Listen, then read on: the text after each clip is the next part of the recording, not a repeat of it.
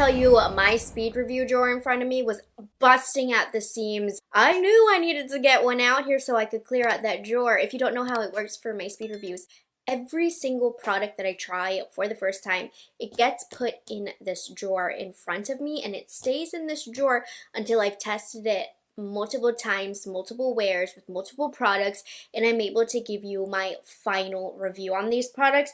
And sometimes, depending on the season, the drawer will just build up and overflow, and I needed to release her a bit, give her a little bit of air because there's been a lot of new launches for 2025. So I've pulled out the products that I'm ready to give my final review on, and then these will then get transported over to my main makeup collection with the general population. So this is one of the most important videos to me on my channel, because one thing that I swear by is if you see me talk about it once, I will talk about it again in a speed reviews video. So let's go ahead and get into it. I have 27 items that I'm going to be sharing with you today. So we're going to start off with Complexion. So the first primer that I've been testing here is the Face Glue Gripping Primer from NYX, which concerningly, is that a word? I don't know, but it's concerning how close this is to actual glue. Obviously, that's what they were going for with the packaging, but it comes out like white milk, also like glue. Now, it's not the stickiest, grippiest primer I've ever used. If you use the Milk Makeup, that one's going to be grippier. This one has a nice subtle grip, so if you like to apply your makeup with the grip, you gotta work fast, because when the grip's gone, it's kind of gone, which in my opinion kind of defeats the purpose. It's a more subtle, grippy primer. I think it has a nice hydration down as well. I've never really been a huge fan of grippy primers. I feel like it's harder to blend makeup over top. So this, I think, is a really nice compromise. But if you're oily, I don't know how well the grip is going to help you with your wear, because it's not very strong. But for more dry skin, I do like this. CoverGirl launched a whole line of primers. There are two that I focused on for my skin type. So the first one is the Plump Plush. It almost has a serum-y feel. It's very lightweight. It's very hydrating. It's the perfect pre-makeup primer. So if you've already done your skincare routine and it's been a couple of hours, this is really great just to kind of give that extra shot of hydration back to the skin. It's on the lighter side. Now, if you hadn't done your skincare routine for the day, this is not going to cut it as your moisturizer. But just as a little pump of hydration, this is really nice. I think the drugstore has some really good hydrating options when it comes to bases, and this is another good one. So thank you, CoverGirl, for that. The other one that I've been testing is the Velvet Blur Pore Erasing Primer from CoverGirl. So this one, I actively see it blurring the pores on my bare skin. But when it comes time to put product on top, I can't tell the difference between one side to the other. So I'll put this on one side, and then I'll put foundation over. And I don't really think it does much in the way of blurring pores, if I'm being honest, once foundation is on top. It definitely does something with blurring with nothing else on top. So it's really good for if you use really light coverage, if you just use concealer. But for like a full beat foundation, this won't make much of a difference. I've also been using the Dibs Love Beam Perfector. So this is kind of a play on the Charlotte Tilbury.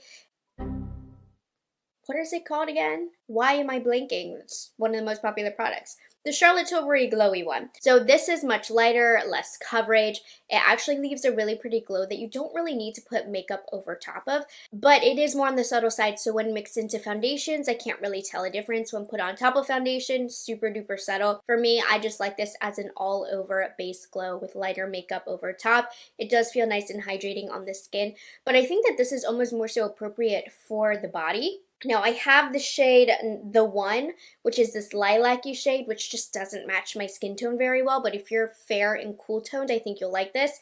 Number 2, Loves Me Not, has been the shade that I like for myself. It has a little bit more of a rosier undertone. The coverage on it, it's really sheer, but you can see a little bit of that color lay down, especially once the light hits. So I just like this for all over the skin. That's how I'm choosing to use it, or on the body. I think it's nice.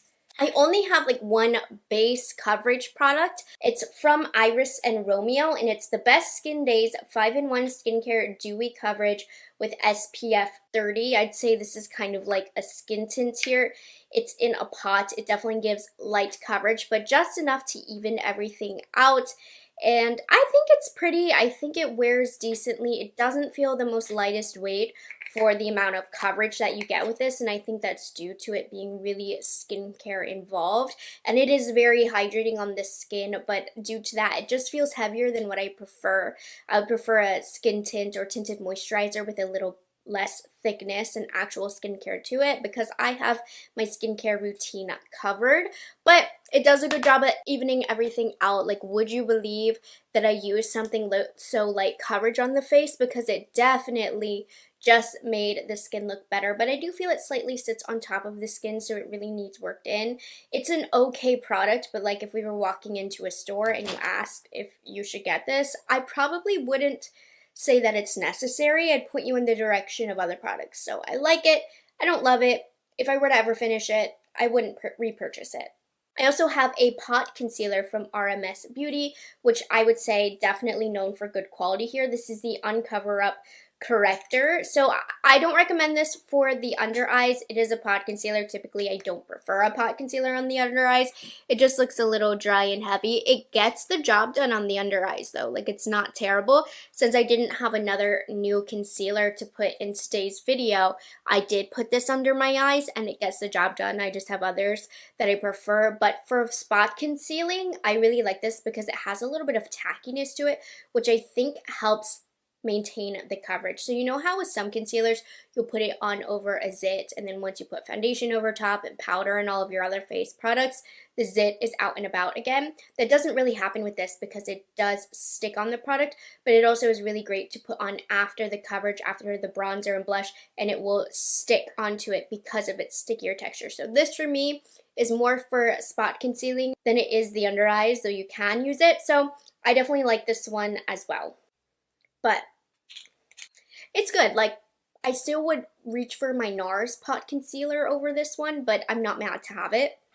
Now, liquid bronzers. So the first one that I have, I guess it's more of like a liquid bronzing drop situation from Milani, from their Conceal and Perfect line. And I have to say, I think this is my favorite bronzing drop from the drugstore, which bronzing drops are not my cup of tea, but the curiosity kills the cat here because I always want to test them just out of curiosity. And I like this because there's really not a fleck of glimmer in here. Now the shade medium is very, very warm. It is a bronzing drop after all. What I like these for is mixing into foundations just to darken the tone a little bit. And it doesn't really change the formulation or finish of the foundation. Maybe a little bit depending on how much you put. But if you just put a few drops just for a subtle adjustment of color, this is great for changing the foundation color, but I've actually also been using it almost as a liquid bronzer. Now, it's a bronzer, not a contour. It's very warm, but it's very thin. This is definitely one of my favorites from the drugstore. Not a style of product that I reach for on the daily, but just in the family of the style of product, really nice. I also have been using the Camo Liquid Bronzer and Contours from e.l.f. If you're around my skin tone, fair is really nice as a contour, particularly on the nose. And then this has a little bit of green to it, the light shade, but it does give more of a bronzy kind of look. These are thicker in formulation, I would say. They take a little bit more elbow grease to blend out, and not difficult to blend out by any means, but it's just a thicker consistency. It has a decent amount of coverage as well, especially comparing to the coverage that I got from the Milani. I think these are really nice. Be careful, use a light hand because they do have a lot of pigment, but they apply so evenly and beautiful on the skin. I think these are a very, very nice formula. Particularly, I think the price point is amazing for what you get, so I like these a lot. Now, as it seems in 2025, we are not getting away from blushes anytime soon. I have quite a few formulas that I actually tried back in 2024 right now, but there was just so much to try that these kind of sat in the drawer for a bit. But I have to say, these right here are pretty incredible from an indie brand. Laminatrix Cosmetics. These are the cheek and lip flush. They're nice on the lips because they have so much pigment, but I actually prefer these for the cheeks. Something about the way that these just blend into the foundation with ease. Now, they do lose some opacity once blended out, but I think that gives a really subtle, pretty effect on the cheek. And if you do use the deeper shades, obviously you're going to get more pigment. But the finish of this is really plush, is how I would describe it. It has that plush, velvety blend and finish into the skin This is such an underrated product, and I think that's just due to the fact that it's an indie brand. But if this hit the mainstream market in Sephora, I think that these would go viral. I truly do. They're awesome. And then another super awesome formula that I've talked about for months. I don't know why it never exited the speed reviews drawer. I think it's just because I enjoyed using them on the daily. It's these Plump Shot Collagen Peptides Advanced Plumping Blushes from Buxom. And these have a really creamy, not quite wet, but very creamy consistency to them, but they blend out super easily and they almost dry down like velvet, and they have the most even application ever. I don't know how, but this never looks patchy. As soon as I blend it out, it just looks one with the skin. Looks like I blended it out for 10 hours. It was that beautifully blended. So these are actually one of my favorite products ever from Buxom. I think this formulation for being a cream blush is extremely unique, which is extremely hard to do in the current market, but they came out with such a unique, gorgeous, easy to apply, foolproof blush formulation. Highly recommend.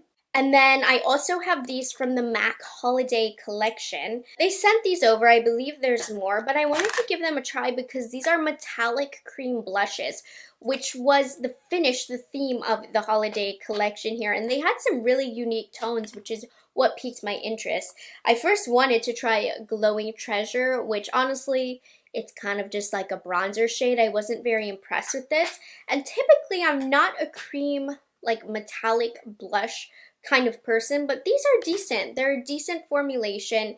They're not making their mark in my mind, though, I've got to be honest. I don't think these stand out in the market other than their unique metallic finish, which I'm typically not a fan of. They're just middle of the road. They get the job done. If you like the finish, I think you'll like this, but there are just so many cream blushes that I'm telling you, they don't stand out like the previous two that I mentioned. Working our way over to powders. Now, this is a mixture of bronzer, blush, highlight from Spark Cosmetics, which I believe is Camera Ready Cosmetics house brand. And these are an okay formula. They're a baked formulation, but I found that I liked some shades more than others.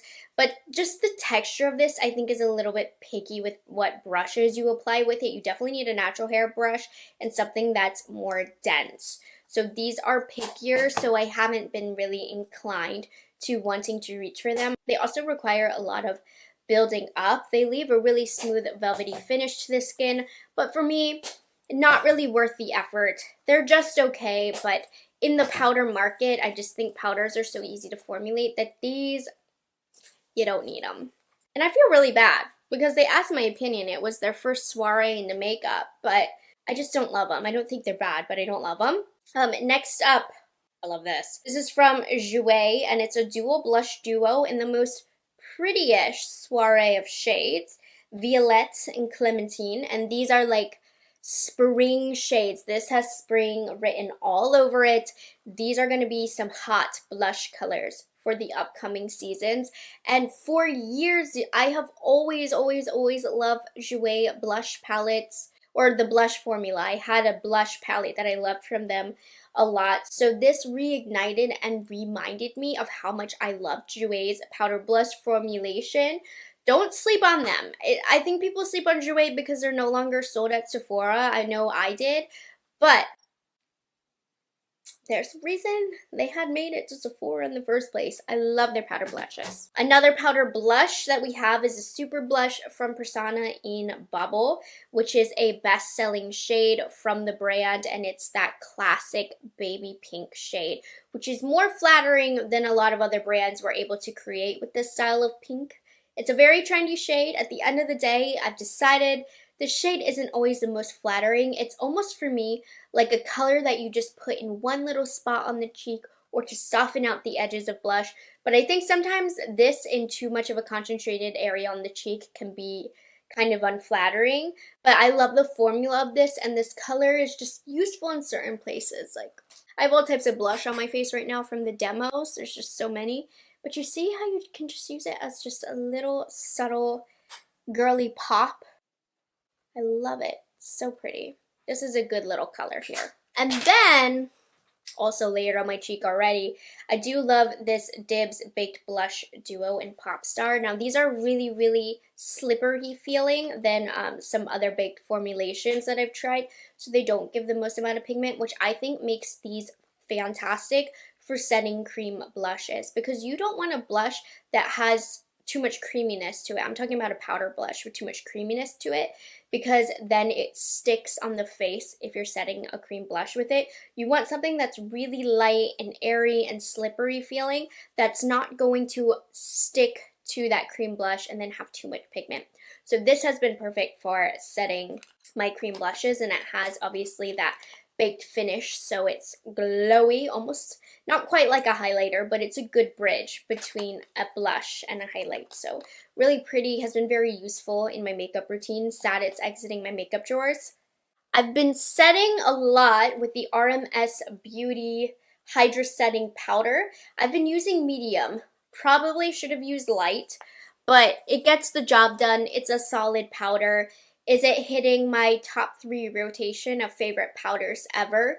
No, but it hasn't ruined my makeup. I've grabbed for it since it's been in my makeup drawer, but it's not a groundbreaking powder, but it gets the job done. It does what it says it's gonna do. It blurs, it sets, just not to the degree of my favorites. A couple highlights. So I have, as you can see, I'm finishing up my holiday collection reviews from ColourPop from their adorable Frosty the Snowman collection. They launched this Super Shock highlighter duo. At this point, I don't know if it's available. It's hard to keep track with ColourPop, but I do love the ColourPop Super Shock shadows. So this one came with 2, or Super Shock highlighters, excuse me. Icicle Spree and Winter Wonderland. Winter Wonderland, very white on my skin tone. Something I haven't wanted to reach for a lot. So I've been more so reaching for Icicle Spree. And these are very pretty, but these are both a little bit too white based, which I am not complaining because it is like a snowman collection, but just too white for me, so I haven't wanted to reach for them too much, but I still love the formula. Now this highlighter, oh, it is so good. It is so old in terms of how long it's been around, but Bobbi Brown, they did do a collaboration with Pac-Man. But this is their highlighting powder, which has been in the line for forever. And in this shade, we have Afternoon Glow. Now, if I could have it a touch lighter, which they do have in their line, so no biggie. But if it was a touch lighter, it would be the perfect highlight. This just becomes one with the skin, but it has the prettiest glow from the second that this touched my face. And it doesn't have any fallout. You don't pick up too much powder here. It's just a glaze right over. Like, you don't really know if you picked up any powder, but then it just applies to the skin like butter, and it quite simply melts into the makeup. It is gorgeous. Highly recommend this. And in particular, I think this shade is going to be beautiful for light, medium complexions. And then to finish up Complexion, I have 2 setting sprays. The first being from NYX, it's the Face Glue Setting Spray. I've got to be honest, I'm failing you on this one. I don't know that this does anything. I've used it a few times. It's harder to tell in the winter because my makeup's not melting off my face. I'm very sweaty normally. I do have dry skin, but I can test the wear of a good foundation or setting spray, for example, in the summer, but the winter it gets tough. So I don't really know. One setting spray that I do think helps with longevity, just due to the reputation, is the Urban Decay All Nighter. This is their watermelon fruit extract one. I know this formula works, but this one has added hyaluronic acid, which is great for hydration, which is what I need since I do have dry skin and it's winter time, and it smells like very artificial watermelon. So I really like this, like a lot. So this is the one I would recommend, unfortunately, because this one is cheaper, but you get like more liquid anyways. I'm not gonna lie to you, okay? Surprisingly, no eye products. Gosh, the market just has shifted so much, it's crazy. But I do have a handful of lip products here. So this was a holiday release from Laneige. It's the Lip Sleeping Mask in Eggnog Latte. Disappointingly does not give Eggnog Latte. It smells good, can't really quite place it. Like, it does smell holiday-y, but Eggnog Latte, I don't know about. all that. Now, this is not the best lip mask in the world. I don't care. I love the scents that they have in these. I put these all over my house, so I like this. But I have discovered over the years better quality ones. But I think the flavors are fun. Palladio has tried their hand at butter balms, which are like the trendiest products for lips right now, and I think that they did a really good job. I like Palladio because they're very affordable, and a lot of times I think they have some very high quality products. Now these, when I swatched them, I thought they were going to be very pigmented. They swatch very pigmented, but they definitely sheer out a lot on the lips. I love the 3 colors that I have. You can see the undertone of the shades despite them being sheer. So caramel glaze, it does have that brownish tone to it. Strawberry shortcake has a pinky tone. Peaches and cream, not too much of a tone. Just like all of the other butter balms out there. Comparing it to like Summer Fridays, it's a little thinner, a little slicker, but it still does last a long time on the lips. I think these are a really nice, affordable alternative. They're very hydrating as well. They did a good job with these. These lip liners have been in my collection for a bit. I believe they were duping Too Faced for a formula that, to be honest, I wasn't a fan of in the first place. But these are the Makeup Revolution Plumping Lip Liners. Yes, plumping. So Too Faced has one of these too, where you apply them and they burn a little bit because they're plumping. I don't see a plumping thing. I just feel a little bit of a sting. Now, I will say the Too Faced, for me, was pretty painful. This is not painful, but I feel that little bit of a burning sensation. For me, there's no point in it. I don't really tell a difference if I'm being 100% honest with you. And the colors here are very, very warm, especially on the lighter side, which is what I'm reaching for most of the time. Don't love the color range here. They've gotten the job done. They do set down. They have decent longevity, but there's other lip liners I prefer. What's pretty neat is they have a clear one, which I do think helps with longevity. Right now, I was just playing around with some colors that I don't normally wear. I have Espresso Cool Brown, and it is a cool brown shade lining my lips, and it's pretty. But yeah, that's what I have right now. But the rest of the colors, I just haven't loved. Holiday set that I picked up from ColourPop here, from the Frosty the Snowman collection, is the Plumping Gloss Balm Trio, which is a very trendy formula at the moment. And I think, all things considered, ColourPop did a very good job with this formula. Not too different, I noticed, from some higher end counterparts. I think maybe longevity's a bit in the lacking department, but nothing crazy. And this particular set, I felt, had very pretty colors as well. I've liked these a lot. For me, like, I just don't feel like there's too much of a difference between this and, say, Tarte. Right now, I'm wearing the more sheer of the shades. The other two have good pigment from this kit, but this is Frozen. So I have it with that dark brown Revolution lip liner. Then this over top kind of blended in, and you see it adds a nice glow. It's hydrating. I like it. Just longevity is not there fully. Also kind of similar of a style of product, Tarte has all types of finishes here. So I got this Maracuja Juicy Lip Plump in Rosy Copper Shimmer Glass. This is pretty. Actually, I think it would look good over my lip. Hold on. It's very shimmery to the point where it's like kind of metallic looking on the lips, which isn't my personal cup of tea. I think initially that's actually what I meant to put on instead of that ColourPop. I just gravitated towards the ColourPop more. I bought this knowing it would look like this, and then I didn't end up loving it, but that's my own personal problem. Just not my style. I'm putting a little bit more lip liner on. My lips are super hydrated from that ColourPop sitting on there. And take my finger, soften her out. Then, okay, let me show you. You saw the demo, but I just think it's hard to tell without being properly, I guess, styled. So like, yeah, it looks good with a dark lip liner like this. But I haven't really reached for it, to be honest, and that's my own doing. But if you like this kind of super metallic finish, this is fun, especially when I bought it during the winter time. It adds a different element, it adds a different finish, but it hasn't been something I've reached for a lot. Same thing goes for these. So these are 2 products from the MAC Holiday Collection, which the Holiday Collection was themed around metallic finishes. So this one was fun. You know, I'm celebrating Lunar New Year this weekend. This Regal Red Frost lipstick from that Holiday Collection from MAC. It's a metallic red. I think I'd worn it once. I'll try to wear it again. I love MAC's lipstick formulation. The frost is fun. It's not my cup of tea of a finish, but I think I'll try and wear this because it does have that metallic finish. So if you like it, they did a good job with that, and it's MAC, you can't go wrong. Also from that collection, I have the lip gloss in Galactic Glisten, which it looks pretty online, but it's not flattering on the lips. I look dead. It's this purpley shade with very strong blue reflex in there.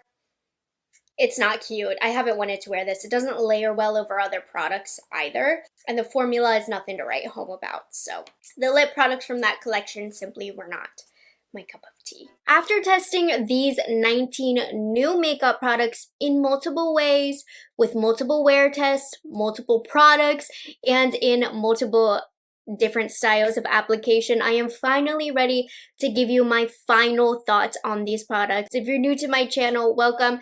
I have a promise here where if you see me try a new product, I will be getting back to you with a final review in a speed review style video. Every single new product that I try lands in front of me in my speed review drawer, which you might have just heard me open, and it stays in there until I'm ready to give you guys my final review in a video like this, and then these products get their way over to my main population of products.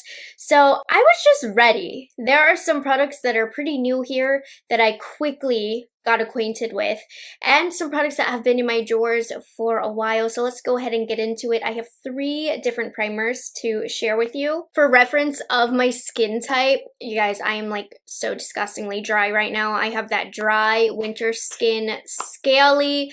I'm going through it. My hands are dry. I need some hydration in the air, let me tell you. So that is why I've actually been loving this first product that I have to share with you. This is the One Size B12 Base Thinner Vitamin Pearl Serum. This is a phenomenal product. I've used base thinner style products before that just didn't wow me. This wows me. So I actually like this because you can use it as an actual primer for makeup as well. It's very thin, very hydrating. It soaks into the skin fast and it leaves such a pretty glow. But I feel it actually does effectively thin the product that I mix it with. A really great product that I used this with was the ABH foundation, the new one. It's a bit thicker, it's more matte, which isn't great for the condition that my skin is in right now. And this baby really does change the consistency of it. I notice it being thinner. I notice it being more hydrating for my skin. Very effective product. It just launched and it's awesome. Another hydration product that my skin has been thoroughly enjoying is the Danessa Myricks Yummy Skin Glow Serum. They did recently expand the range of colors and I picked up the shade Fresh Press. Now, I don't know if a shade extension was necessary because this is very, very sheer. There's very minimal difference between this one and Main Squeeze, the shade that I had before. I didn't need both, but I do enjoy this formula a lot. This would be better if you're definitely very fair and cool undertone. I like it because it's very thin, very hydrating. It's a little thinner and more watery than the one side that I just mentioned. But if you are dry and want something that's going to leave a pretty glow without being glittery, this is fantastic. It looks amazing on its own if you just want to look like you have a shot of hydration on your face without even putting anything over top. This looks amazing. I've reviewed this multiple times on my channel, but I did want to update you that this new updated shade, I wasn't sure, and I didn't need it. I am sure I didn't need it. I'm not mad though because I do love the product so much. The last primer that I have is from Dominique Cosmetics. She did launch 2 primers. I'm still kind of getting to know the other one, but I do have my final thoughts on the Moisture Grip Serum Primer. It feels lovely and thick and hydrating when first applied, and I do feel that grippiness, but it goes away so fast. It's almost like I never really applied it, so I just don't find it to be as effective as other primers that I've tried where I feel like the hydration lasts. This one in like 30 seconds, the hydration is gone and the grip is gone. So as good as it feels to apply, it doesn't last very long, unfortunately. On me, these are all, of course, my own personal experiences.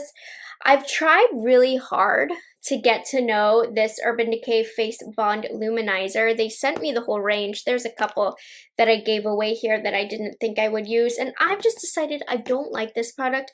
I like the formula of it because I feel like it's a really great luminizing formula for oily skin. It's not heavy or greasy or oily. It has a dry down, so it's gonna last a long time, making it great for oily skin. But I don't like the actual color and the glimmers that are in here. It looks sparkly on my face. It's not really luminized for me. It's glittery, kind of metallic, emphasizes dry patches, and when I put it on over top of makeup, it just kind of soaks right into the makeup. I don't really see it, and then when it's underneath the makeup just on bare skin, I just don't like what it does to my skin. So it's unfortunate because the formula I think is nice. It's just like the glitters, the colors, the type of luminization that it gives. I'm trying to think of the word. I think I just made that up. But the type of glow it gives, I don't like. Okay? So I don't really recommend these. I do have one foundation. There's a few that I'm testing right now, but a lot of my focus, for some reason, I've just been grabbing for this one the most. This is the Dior Forever Hydra Nude foundation that is available at Ulta, but not at Sephora, and of course the Dior website. So this is their newest member of the family, and I really wanted to try it because, in my opinion, Dior has the best foundations on the market. What I will say is this is not Dior's best foundation. However, because Dior does such a good job with their foundation, it still is a very, very nice foundation. So it doesn't give like a glow that I thought it would. This is the Hydra Nude, and it's not hydrating, but it's kind of just like a flat, normal finish. Not glowy, not matte at all. Right there in the middle. It gives a light to medium coverage, especially on the lighter side of medium.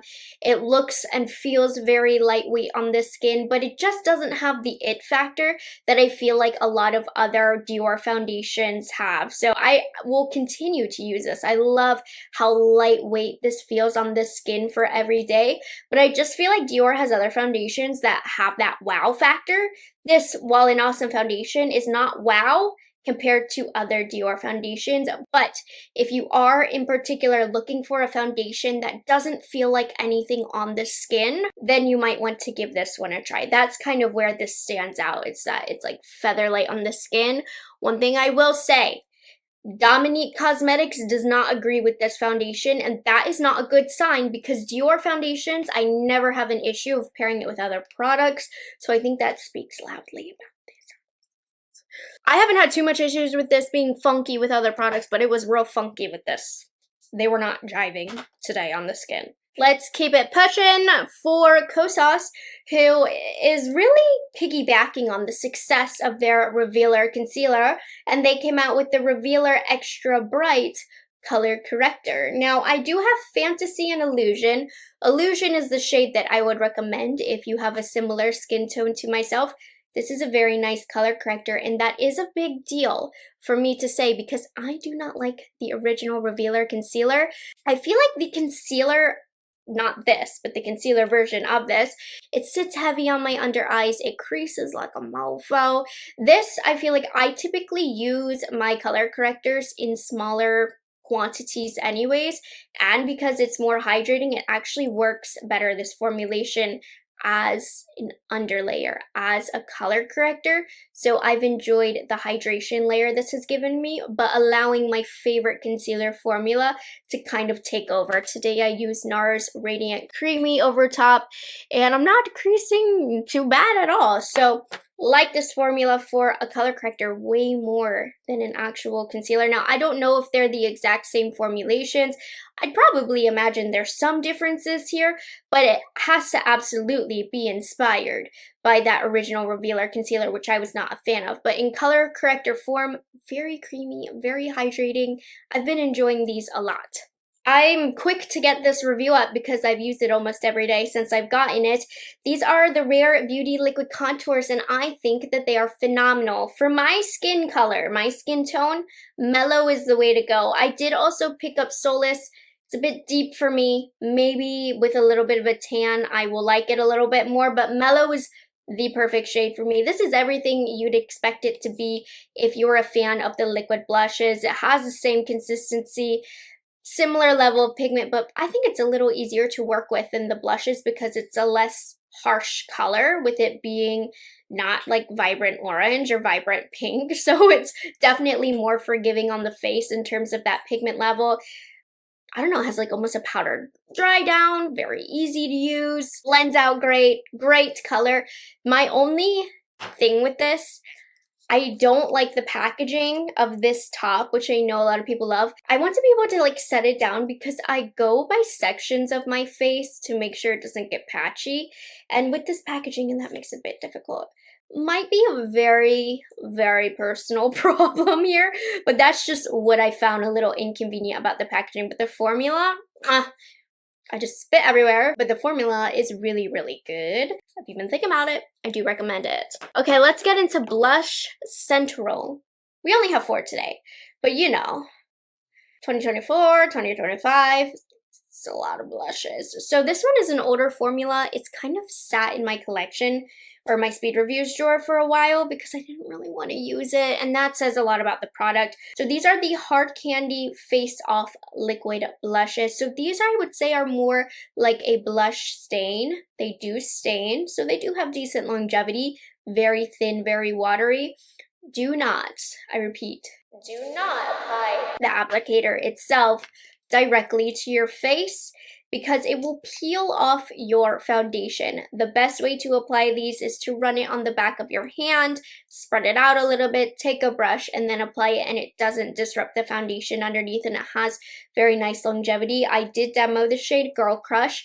It's very pretty, but then I have a big old blotch of blush stain on my hand for the rest of the day. I do not like that this has to be applied in such a specific way. It's fine, you can get it to work. I do find like the shade Double Take doesn't appear on my skin tone at all, which isn't preferable for a formula. I mean, it could be fine for somebody very, very fair, but these do sheer out a lot, more than I would like for them to. The problem is, if it's not a great blush formula, there's no point in using it because there are so many great blush formulations out there on the market that this is absolutely not a standout product. Workable, but that first time you use it, if you apply it to the face, it's gonna mess up your foundation. Next up, I have the Bosma blush, and this is a specific shade that they did in collaboration with Beyonce's makeup artist, and it is the shade Pink Yet Coral, which did sell out at Sephora, and this shade is stunning.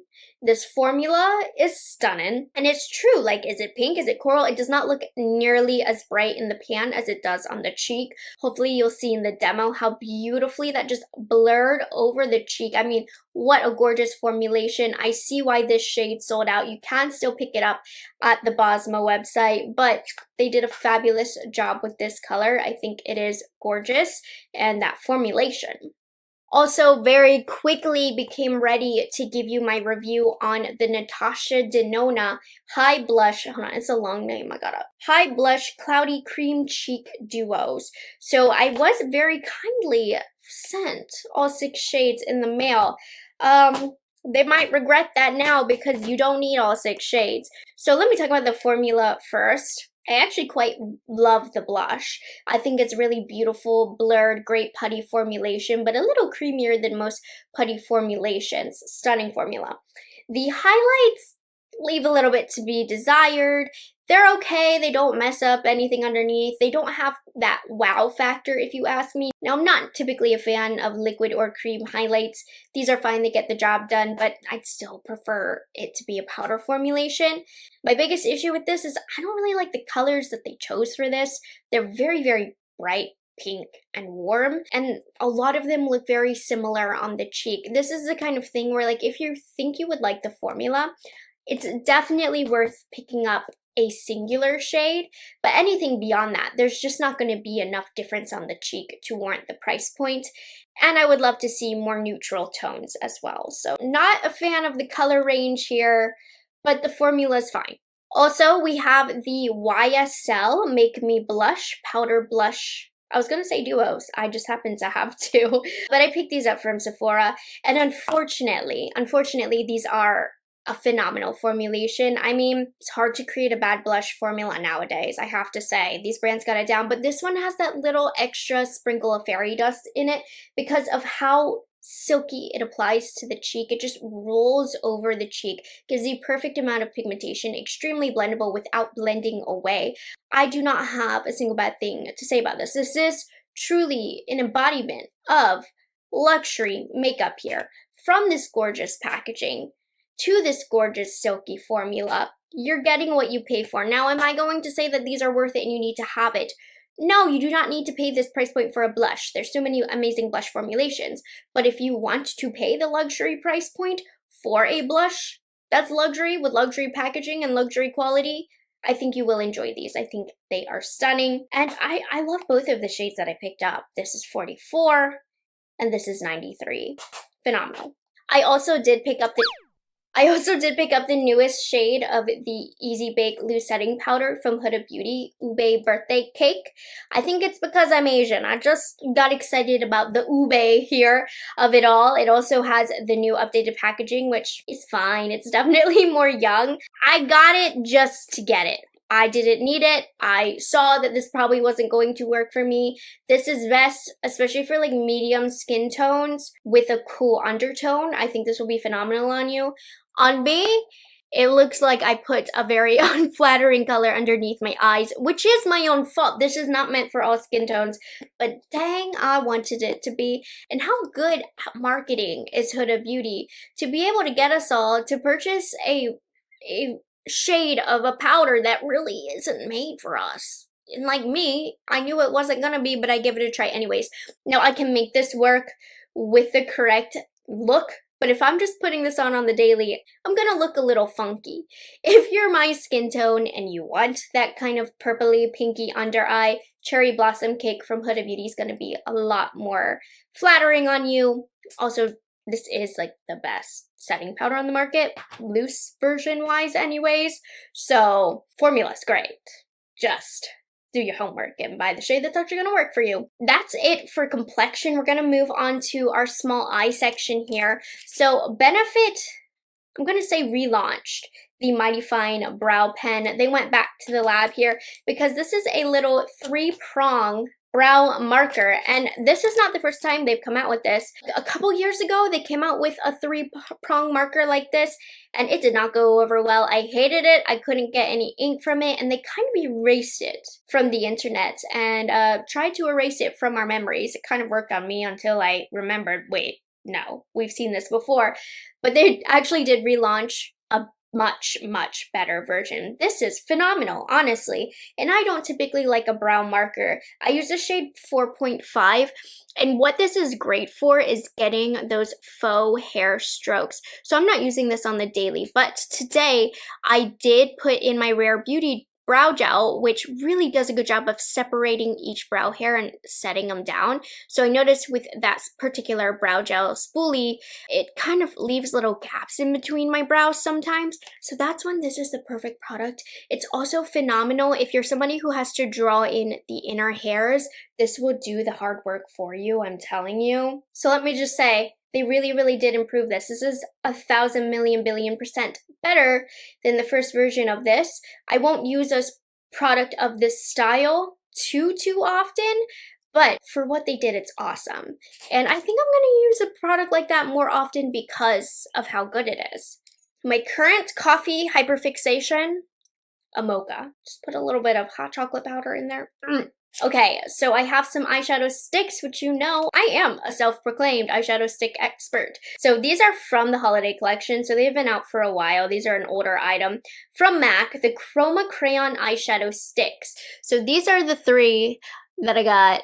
I have 2 of them on my eyelids. Which ones? So on the inner part of my eye, I have high taupes. And then on the outer part and on my lower lash line, I have bubblegum. They don't do it for me. They swatch a lot prettier than they apply. They kind of look patchy and see-through on my eyelid. Do yourself a favor, just pick up the Laura Mercier. These, they don't do it for me. They have like glitters and stuff in there and reflex in there, which I thought I would enjoy. But I think in the end, it just made my eyelid look grainy and patchy.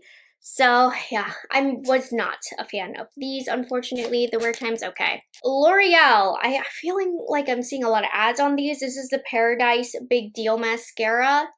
Don't buy it. I have little black crumbs of fallout on my face because of this.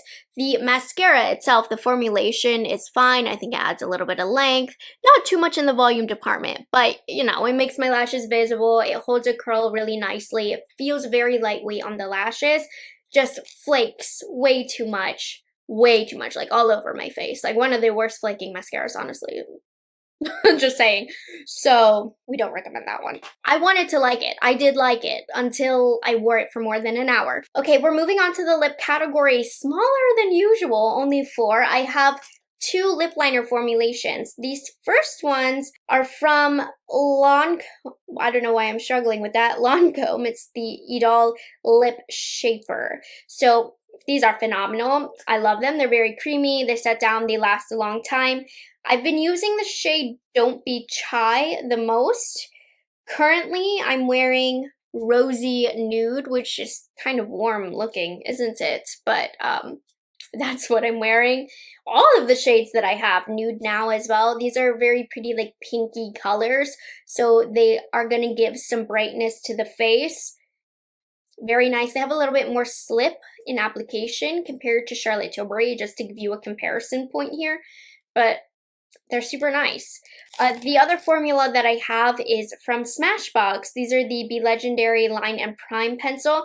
Honestly, the only shade of the 3 that I swatched for you, medium brown, is the one that I've been wearing. It's a nice shade. A little too slippy for me. It has decent wear time as well, not quite as good as the Lancome that I just mentioned, but these are a get the job done kind of formula, but they aren't crawling into my top list of favorites. So I don't really see myself reaching for these in particular unless I want a specific color.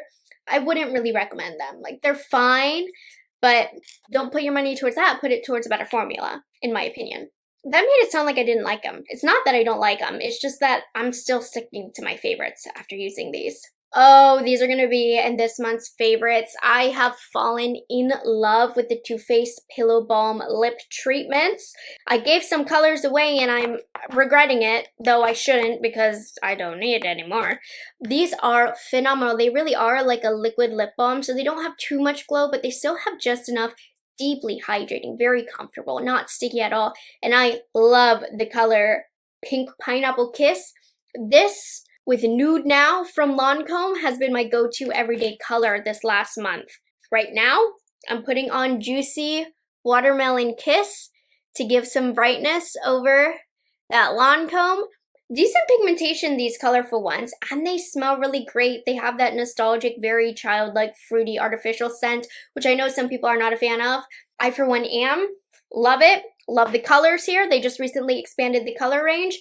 If you're looking for something deeply nourishing but can still give you some color to the face, almost looks like a gloss, maybe not quite as glossy or shiny, phenomenal. These are so hydrating. And they're thick enough to where they sit on the lips for a long time as well. Obsessed with those. I just want to keep talking about them because I like them so much.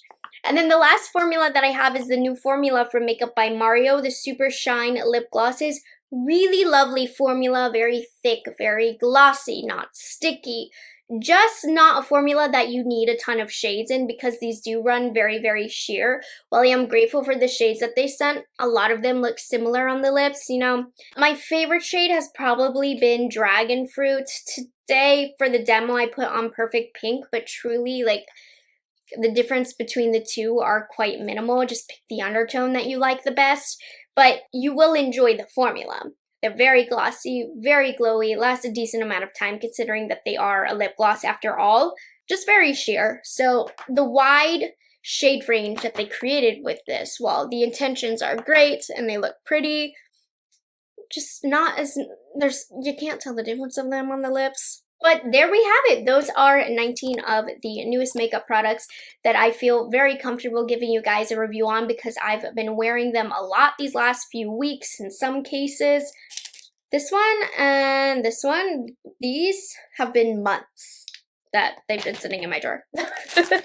So I hope you guys enjoyed this speed reviews. Make sure you are subscribed to my channel if you aren't already. I love making speed reviews so much just because I feel like they are the most useful amount of information that I can get to you in one video. If you are curious about products in the market and finding the best product that works for you. It is that time, guys. Today I have 22 of the newest makeup launches that I've been testing for a little bit now in multiple ways, with multiple wear tests, with multiple products, multiple applications, and I am ready to give you my final thoughts on these. If you're new to my channel, anytime I talk about a new product, you will hear about it from me again, and these are all products that I feel confident in giving you my final review on. Now, the video I posted on Tuesday was kind of a halfway point for some of these products, and some kind of finalized my decisions to put them in today's speed reviews.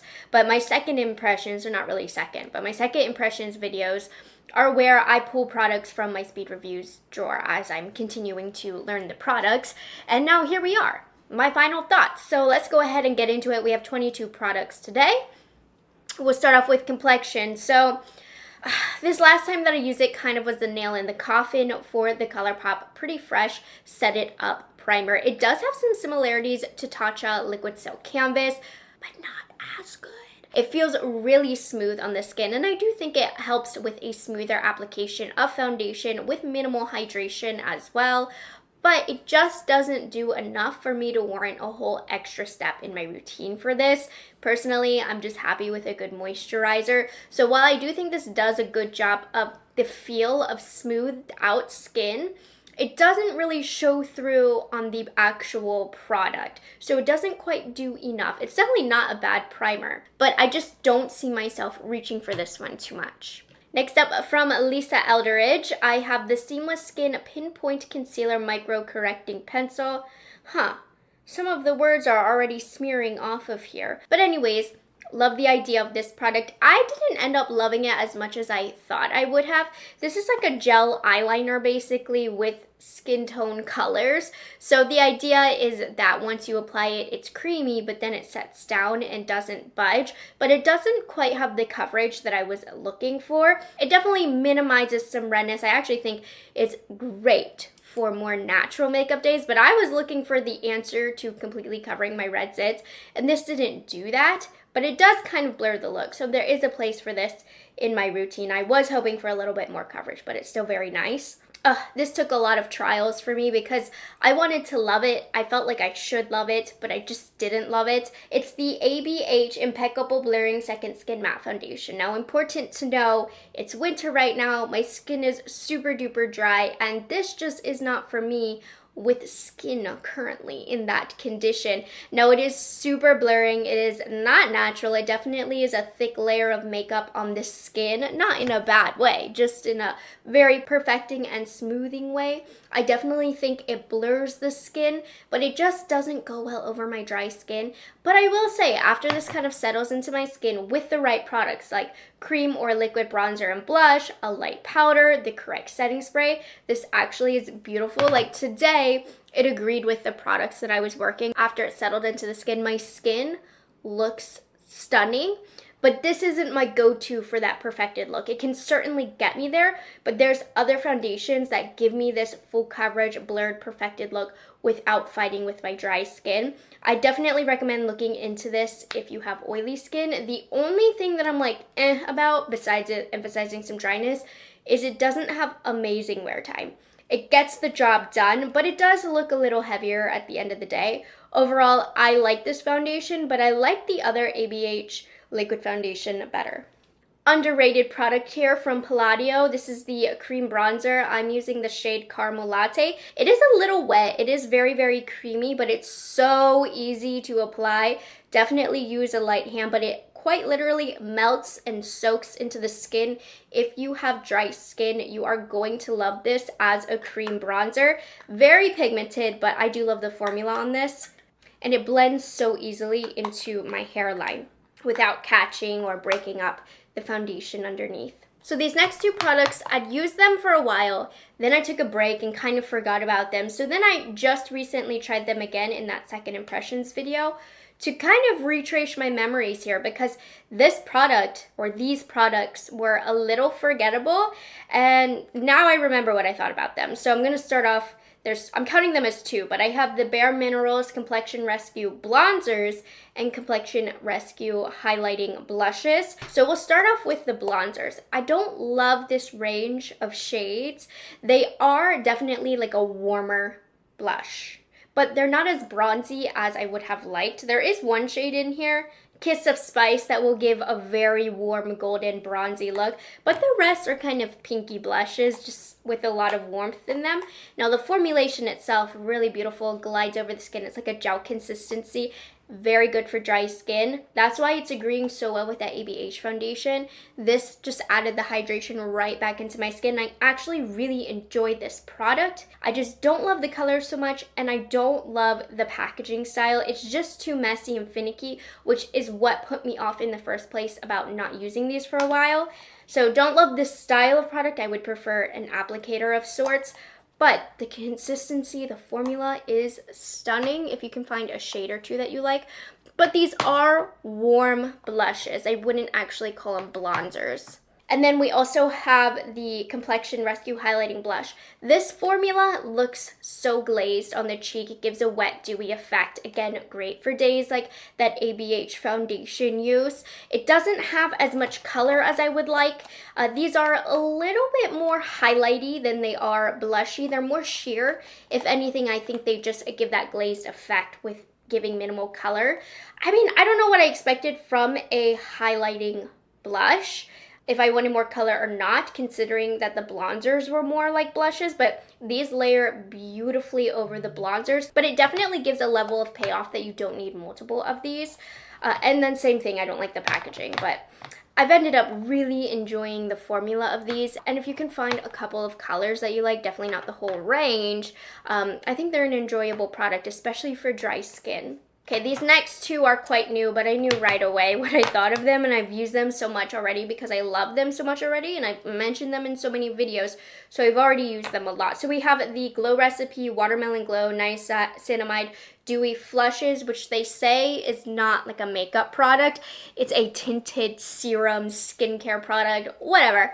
It's like a sheer serum-y blush, and it's gorgeous. It adds so much hydration back to the face. It looks juicy. At first I thought this would not agree with makeup and would only look good with products like tinted moisturizers, but I stood corrected. I have tried this with some fuller coverage foundations, and this just looks just as juicy. The foundation can eat away the coverage of this just a little bit, but not too much. Like you won't have blush blindness with this, and I'm just so impressed at how this doesn't break up any foundation or look funky while still delivering that serum-y skincare juicy look to the skin. Really impressed with these. I mean, I put these in the most recent month's favorites, as well as these Rare Beauty Matte Bouncy Blushes, which should be coming out in a couple weeks here.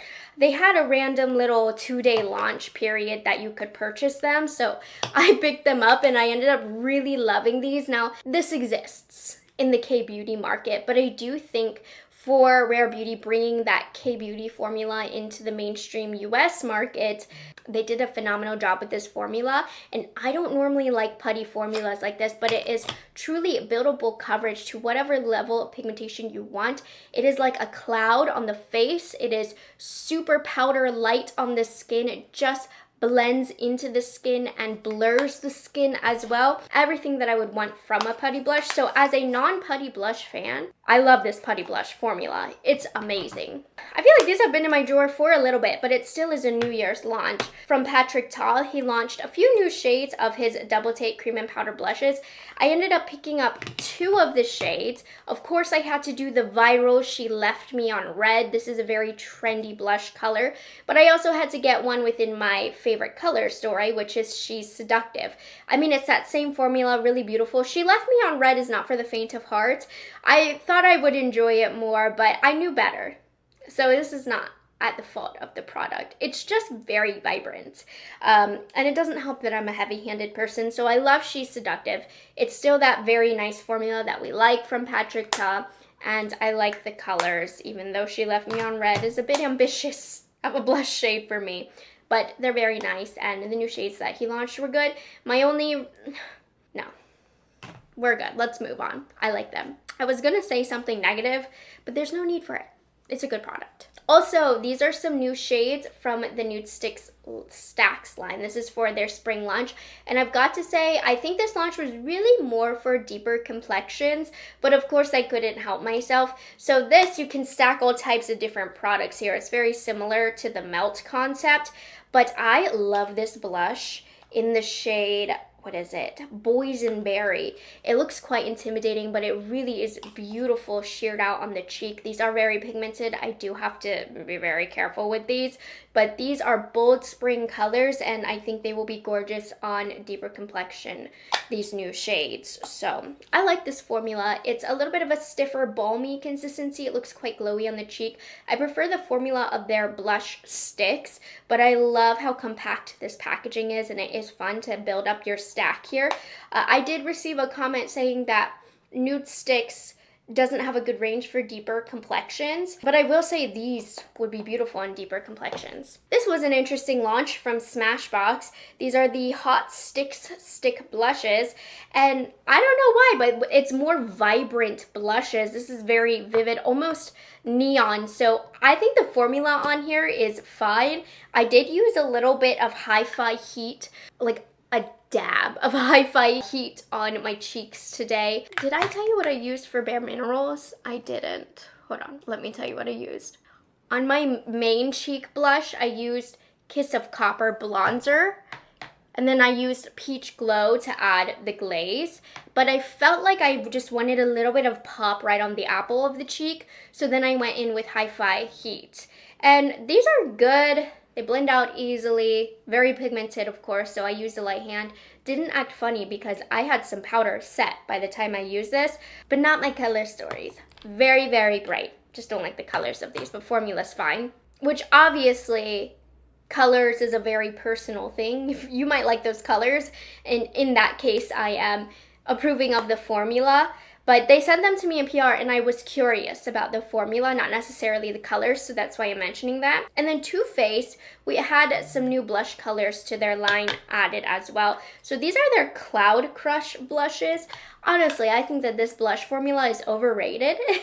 It's fine, it gets the job done, but like these went super viral. For me, it's the packaging more than anything else. It's very reminiscent of YSL, if you know what I'm talking about. But I do like the new colors that they launched. So I still think the formula, fine, overpriced. I'd probably only buy this while they're on sale. That's what I recommend for you guys. But they did launch Super Candy Clouds. So Candy Clouds was the most viral shade of this that completely sold out. I always thought it was a little unflattering.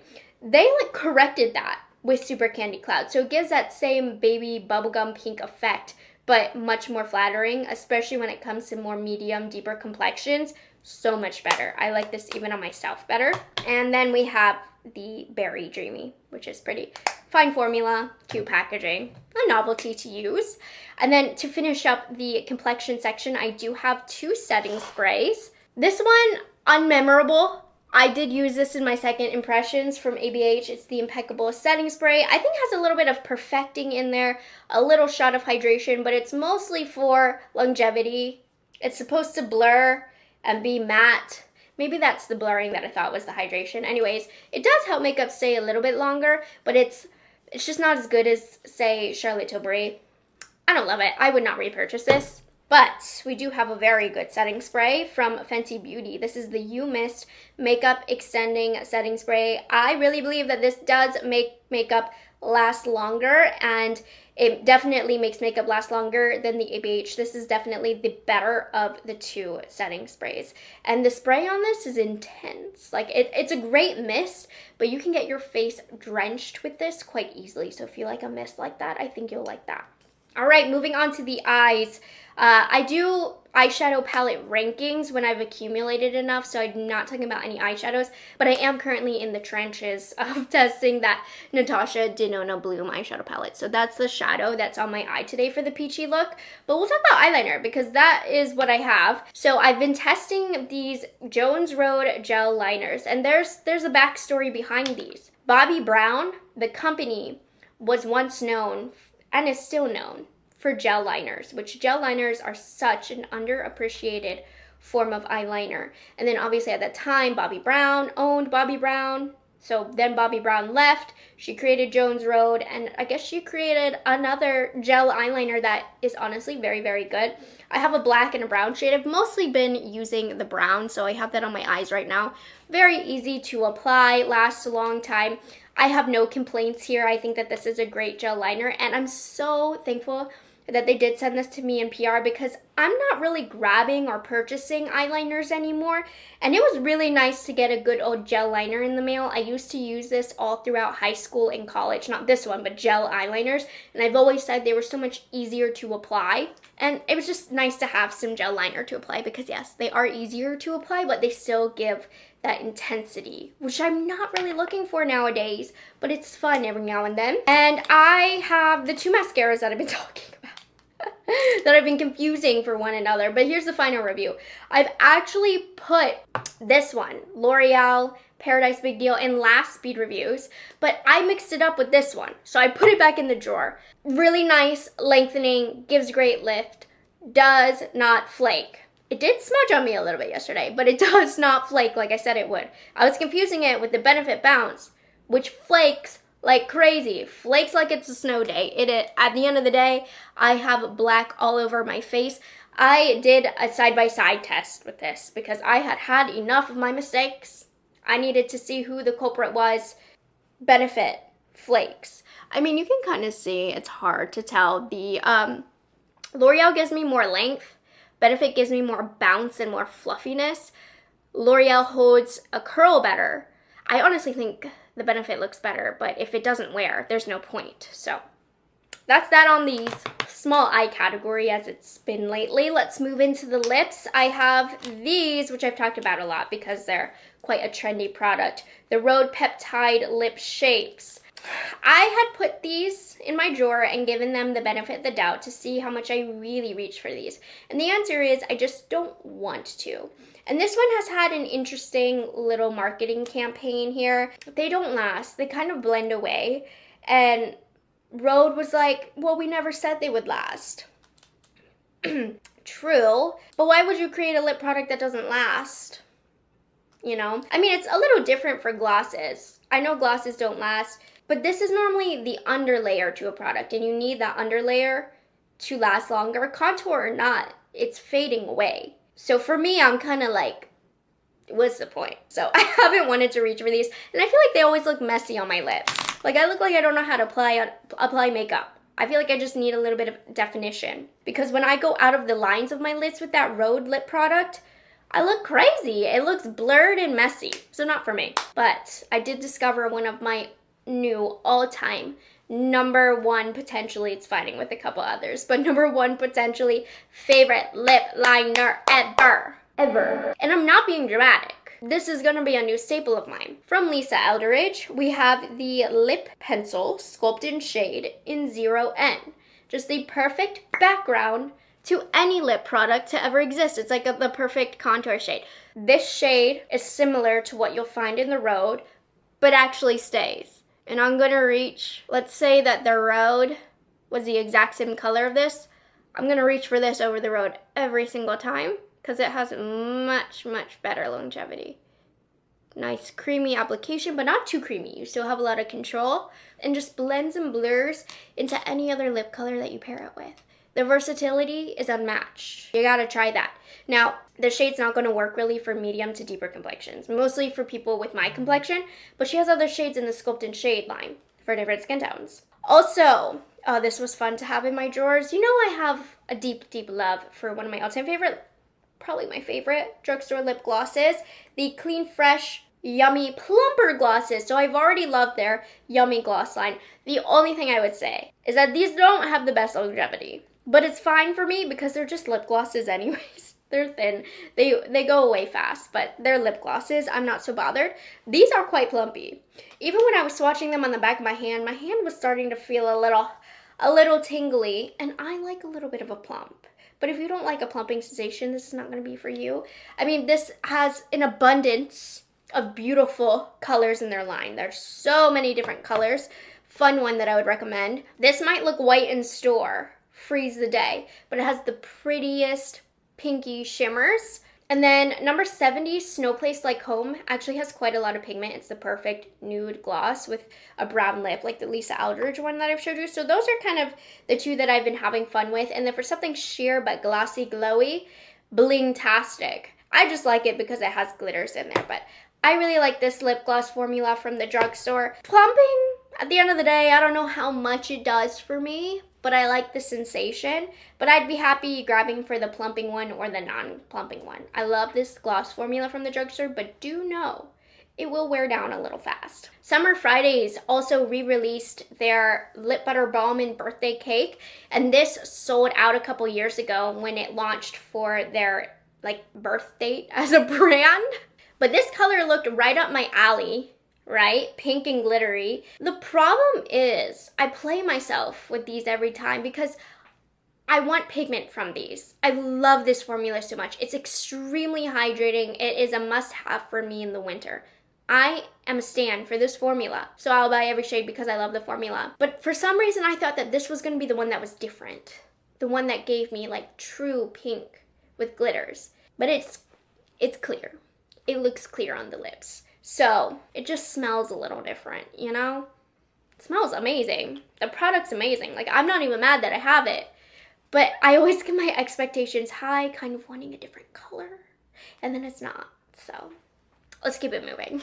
We actually are on the last product, which are the Maybelline Superstay Teddy Tints. These have been in my speed reviews for a little longer than I wanted, but these are cute. They're definitely a K-Beauty formula, K-Beauty inspired, so better ones probably exist on the K-Beauty market, but I think Maybelline did a good job with these. Now, they will emphasize fine lines on the lips, even though I did hydrate beforehand, but they are super duper thin. I loved how this shade that I'm wearing right now, Baby T, blended in with that Lisa Eldridge lip liner, and you can get some pigment. There are some darker colors.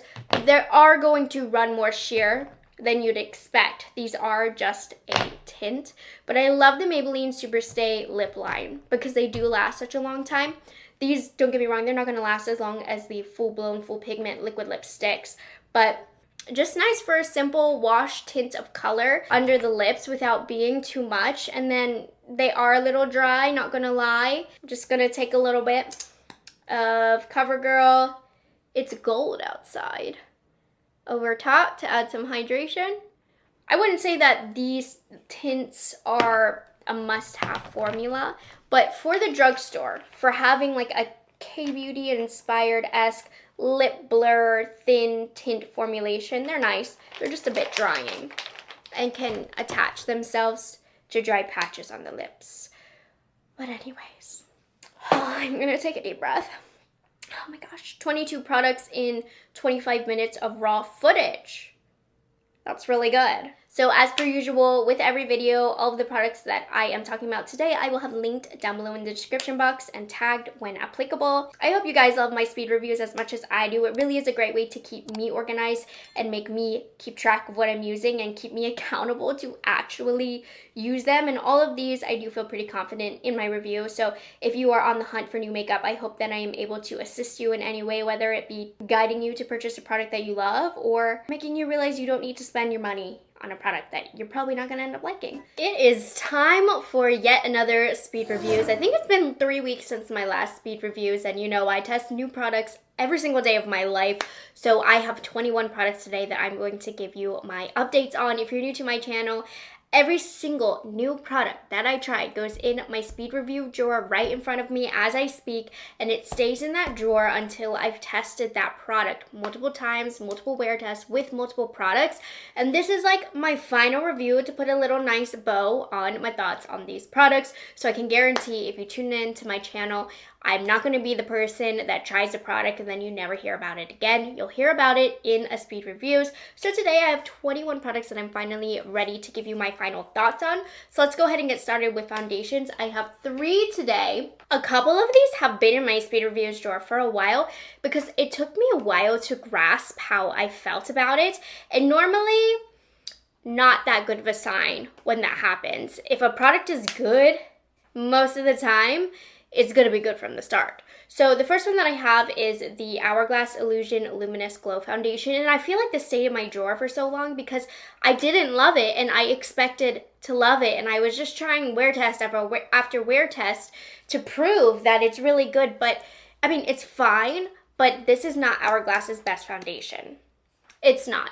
It is like a little bit more, it's not matte, but it's not super luminous. It will have a natural finish to it, and it feels very lightweight, and it looks fine on the skin. It wears just fine.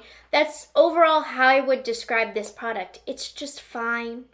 It's comfortable to wear, gets the job done for that light medium coverage, but I don't think it's anything special in the whole makeup realm, which is hard to do nowadays, but Hourglass typically is quite a special brand. So this doesn't live up to the type of quality that the brand usually has.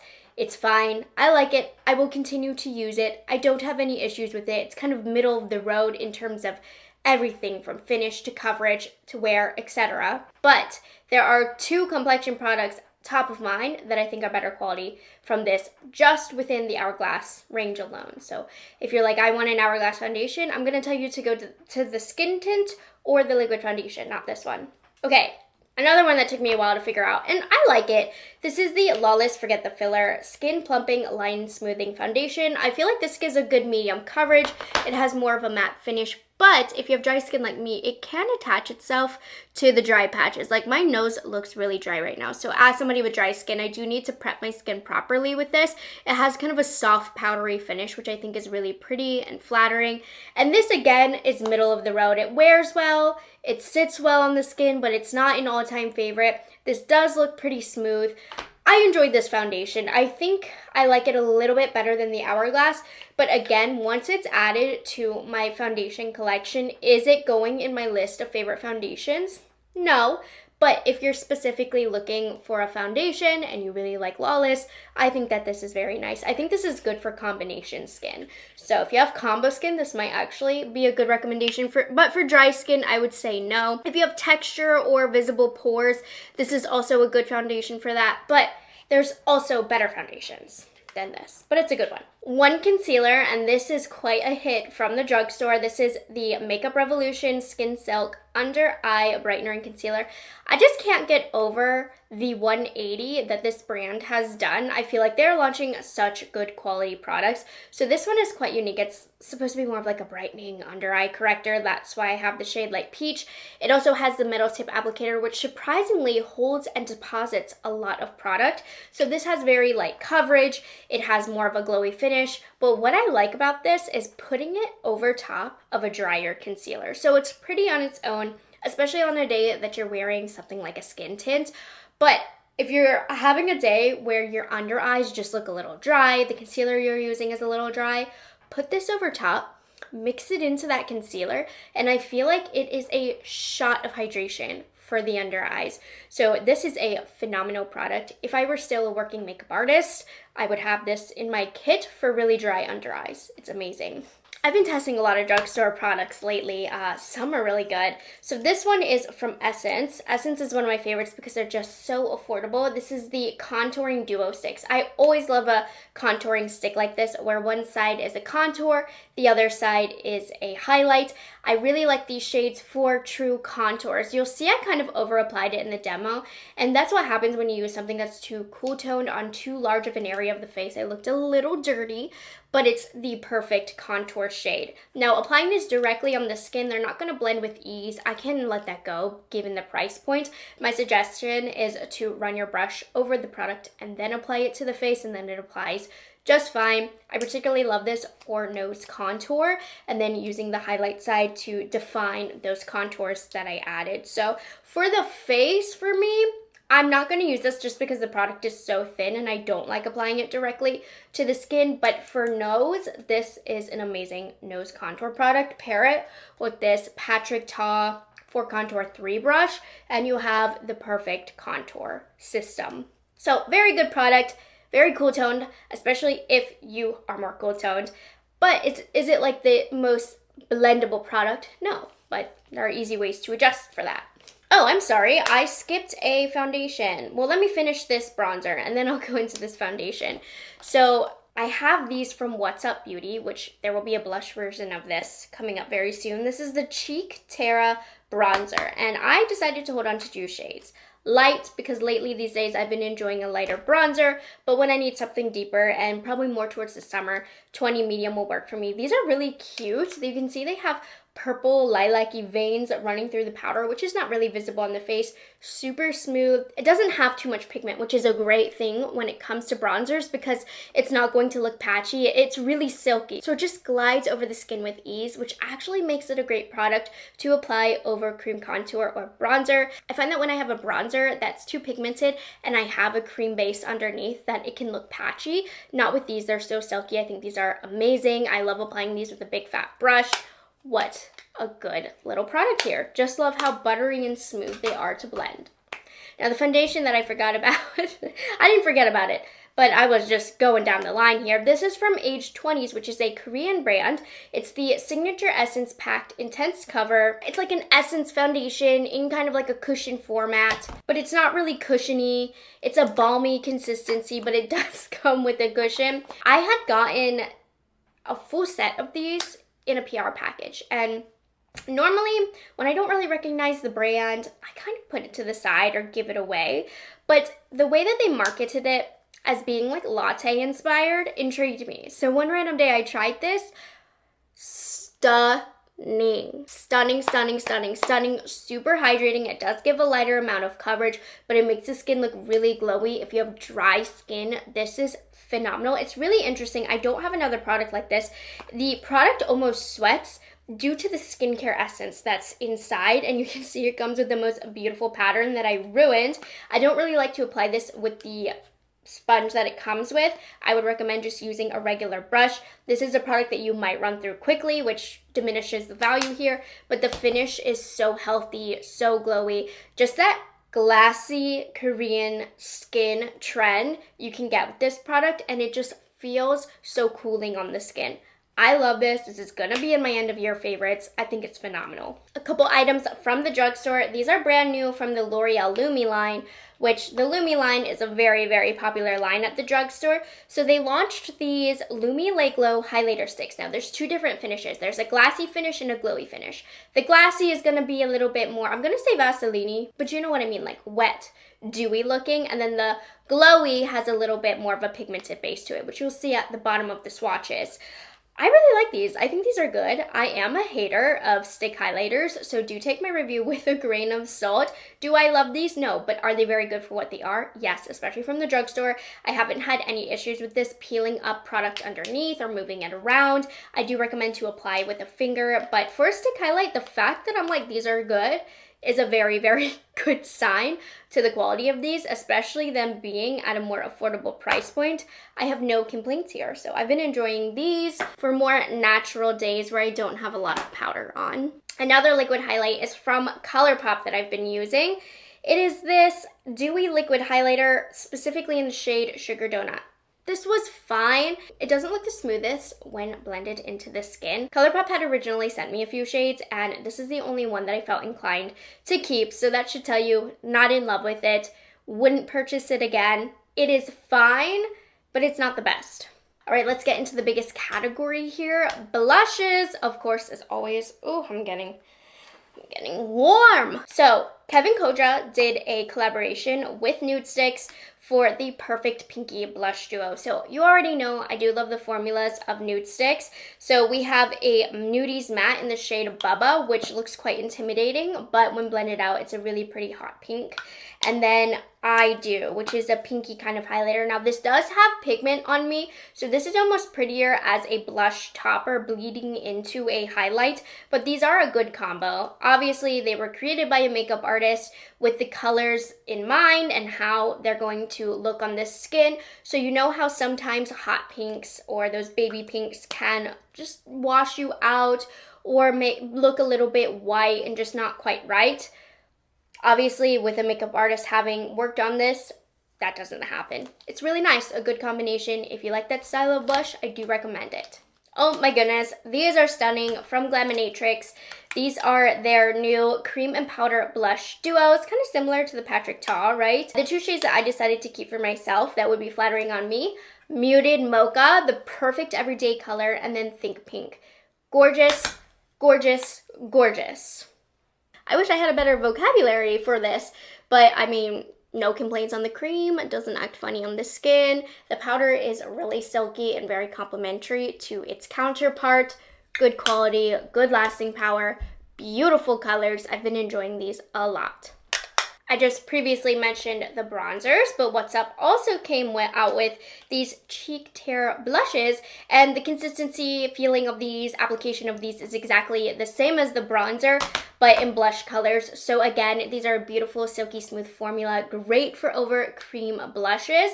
They look very smooth on the skin. They're buildable pigment, not too pigmented, but you can get it up there, or you can keep it light if you're more on the fair side. And they actually have really great shades for fair skin tones. Look at this 01 Peaceful shade.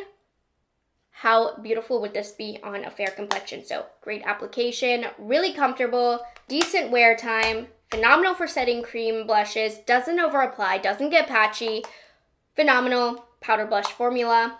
And these from Tower 28, I actually did a full review on if you want application of every shade, swatches, more in-depth thoughts. But Tower 28 came out with their Get Set Blur and Set Matte Powder Blushes. These are also setting. These are very blurring. They have a very matte finish. You can build up a lot of pigment with these, especially depending on the shade you choose for yourself.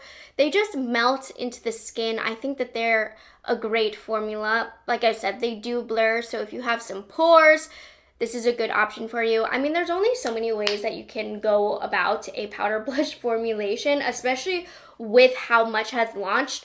There only can be so many differences.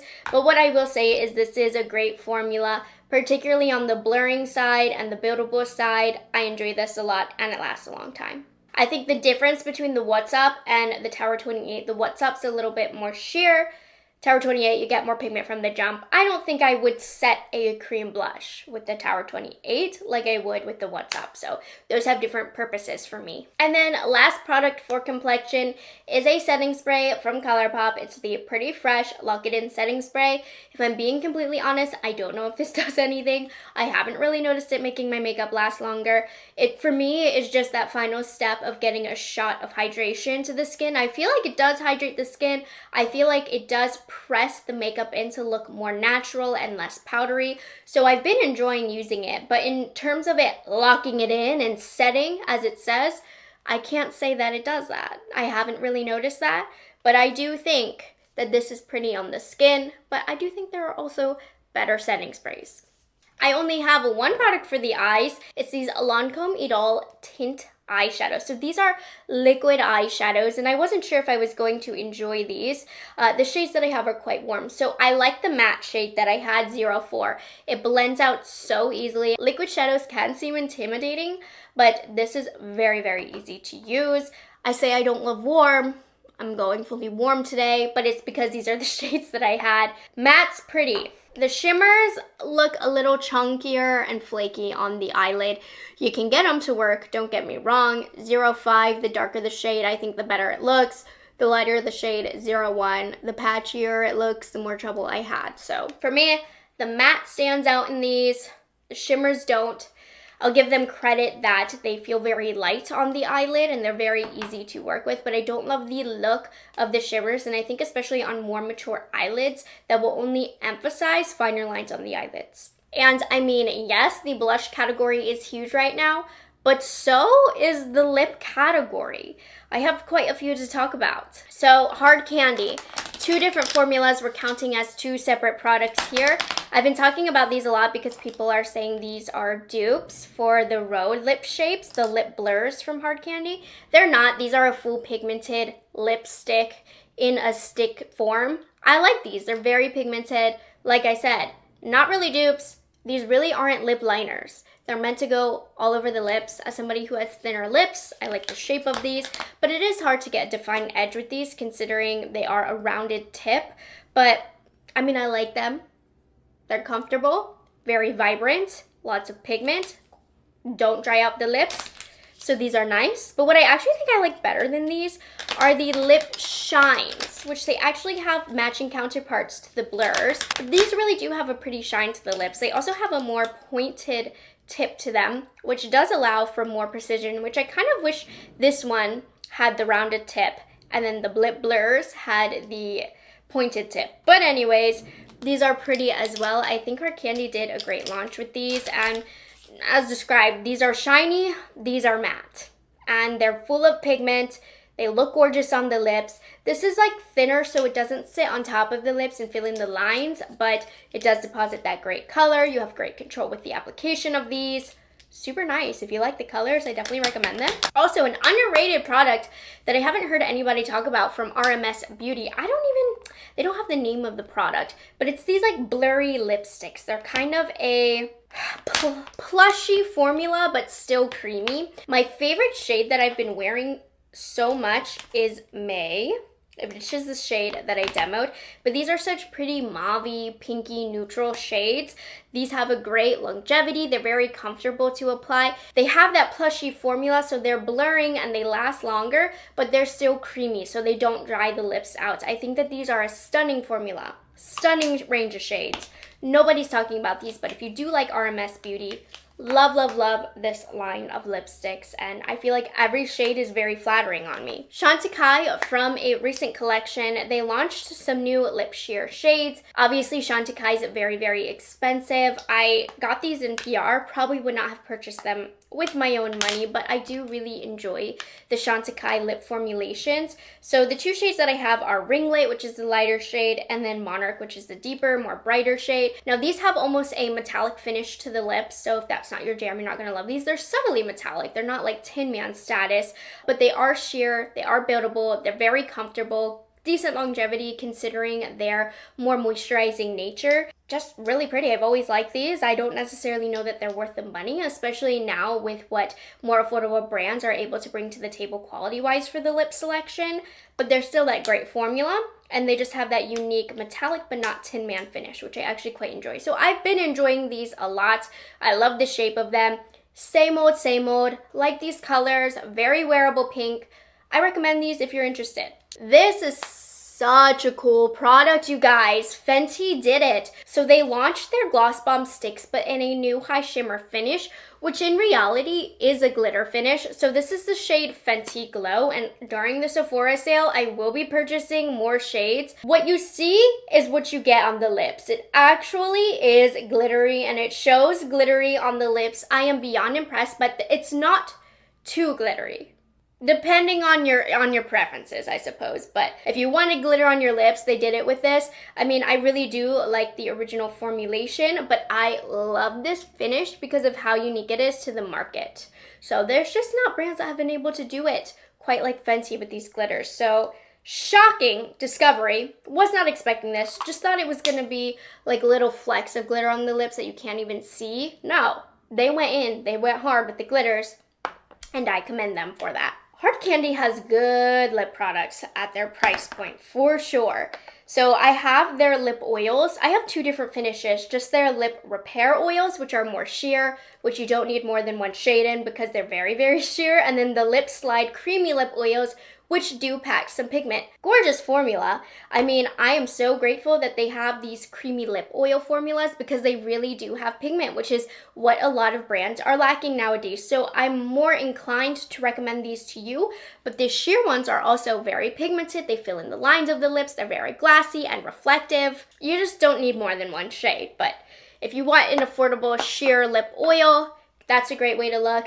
But if you're like me and you like a little bit of pigment, you are going to love these because these have a lot of pigment and they're still very hydrating, very glassy, glowy, and thick on the lips. So these are probably one of my all-time favorite lip oils from the drugstore. That's how good they are, and you can get them at Walmart. And then finally, the 21st product I have to talk about today are the Ole Henriksen Pout Preserve Peptide Lip Treatments, but in particular, their new Glimmer finish. Now, these are not going to be at all comparable to the finish of the Fenty Glimmers, but these are really pretty nonetheless, particularly Lingonberry Jam Glitter. This is where you're going to notice the most glitter. The Creme Brulee, Citrus Sunshine, and Strawberry Sorbet are going to run more on the sheer side.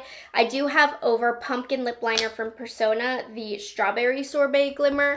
It didn't really add much in the way of color here, but they do have a little bit of glitters. underwhelming compared to the Fenty, but they're there. Nonetheless, this is a beautiful formula. They're super hydrating to the lips, very comparable to my favorite Summer Fridays. Probably about the same, honestly. Great formula. These went viral. I used to have a bag that said glitter is my favorite color, so naturally I gravitated towards these glitter shades, and I think they're pretty.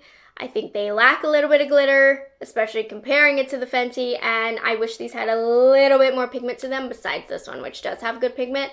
You know what? The creme brulee doesn't have bad pigment. It has that pretty brownish tone to it, but very sheer, depending on your preferences. These two, strawberry and citrus, are pretty much sheer, but I like these, but don't expect them to like be this super jazzed up, glimmery lip, but they're there, they're present. Oh my goodness, we did it. Oh. I'm always nervous if my armpits are shaved or not. Anyways, ladies and gentlemen, put your seatbelt on, strap in. We have a long ride ahead of us because today I'm going to be reviewing 46 new products that I've been testing. If you're new here, hello, my name is Morgan. I've been a full-time makeup reviewer for the last 7 years. I've tried almost everything, so I'm a girl who knows what she likes and what she doesn't like. I have a lot of background knowledge, a lot of products that I've tried in the past to tell you what's actually worth it or not, and Speed Reviews is my series on my channel where I review all of the products that I've been testing, that I've tested in multiple ways, with multiple wear tests, with multiple other products, multiple techniques to give you my final review. I am not a channel where you're only going to see me talk about a product once. After I use it, I thoroughly test it until it gets put here and I'm comfortable sharing with you my final thoughts. And I've had a lot of products in the waiting room ready to give you my final thoughts, which is why we are here today with 46 speed reviews. So let's go ahead and get into it. We're going to start off with Complexion, starting off with our base products. Let's see how fast I can get through them. They are speed reviews after all. So the first one that I have is from CoverGirl. It's the True Blend Skin Enhancer Sticky Grip Primer. Do take my review with a grain of salt because I'm not the biggest fan of a grippy primer. I like this one because it feels thin, but it's not very grippy if you like a little bit of grip. I noticed that after a few minutes of this sitting on my face, the grip and tackiness is almost completely gone, which I think defeats the purpose of a product like this. So it feels a little sticky, of course, upon initial application. I normally like to let my sticky primer set a little bit so they're more tacky as opposed to sticky. This goes from tacky to nothing. So I don't necessarily recommend it. If you apply it fast enough, yes, you can have that tacky base, but I imagine with this losing the tack so quickly that the same thing's gonna happen underneath makeup, so there really is no point of it holding on to makeup. There's just better options out there. I've also been using the Hard Candy Just Glow Vitamin Infused Luminizer. There was a little bit of a learning curve to this because it can be very unflattering if you apply too much. I find that this best applies with a brush in thin layers, and it actually gives the prettiest glow to the face. Now, if you layer it up, it kind of edges on metallic in not a very flattering way, and because of that, it can actually leave a dark cast that's unflattering. But thinned out, this is really beautiful. It's also quite hydrating. I enjoy this underneath a tinted moisturizer, so I like it. I don't love it. When I finish this, will I repurchase it? Probably not, because there's so many amazing glowy products out there, but it's a decent product. This one has taken me for a wild ride, you guys. This is the L'Oreal Lumi Lait Glow Tint. Ultimately, I don't recommend this. I think it's actually quite terrible. It dries so quickly upon application and leaves splotches on my face. It's extremely patchy. Do not recommend. However, I'm not gonna lie, this is almost awesome if the performance wasn't so terrible, because the glow of this is so stunning. It looks like a true glow from within, a sheer sheen over the skin. It is stunning underneath a tinted moisturizer. One of the foundations I'm going to be talking about today is the Maybelline Superstay Lumi Matte Foundation. Those two products are a match made in heaven. Between a thinner foundation having this underneath, it creates the prettiest, glowiest look. So I love the finish of this, but the quality is not there. I'm on the hunt for a product that has a glow like this because I put up with it because the glow of this is so pretty, but at the end of the day, the quality is not good. It does not apply pretty, but it is stunning under a thinner product. Next up, I have the Makeup Forever Super Boost Perfecting Moisture Boosting Tint. Lots of words here. I have it on this side of my face. It is a light coverage. If you went anywhere near a medium or higher, this is not going to be the product for you. It's nice and glowy, and it does feel somewhat hydrating. Now, for a tinted moisturizer, this doesn't really stand out to me. I neither like it nor dislike it. It's just kind of there. It does what it's supposed to do. Moisturizes and adds a tint, but I don't think it really does my skin any favors. It doesn't build up, which is fine. It is a skin tint, but I do have other skin tints that I feel look a little bit more milky, a little bit more smoothing on the skin. So I don't think it's a bad product, but as far as the world of skin tints, where there are so many, after I finish this, I won't be repurchasing it. So hopefully that kind of tells the story right there. I'll use it, it's fine, but won't be repurchasing it because it simply doesn't stand out.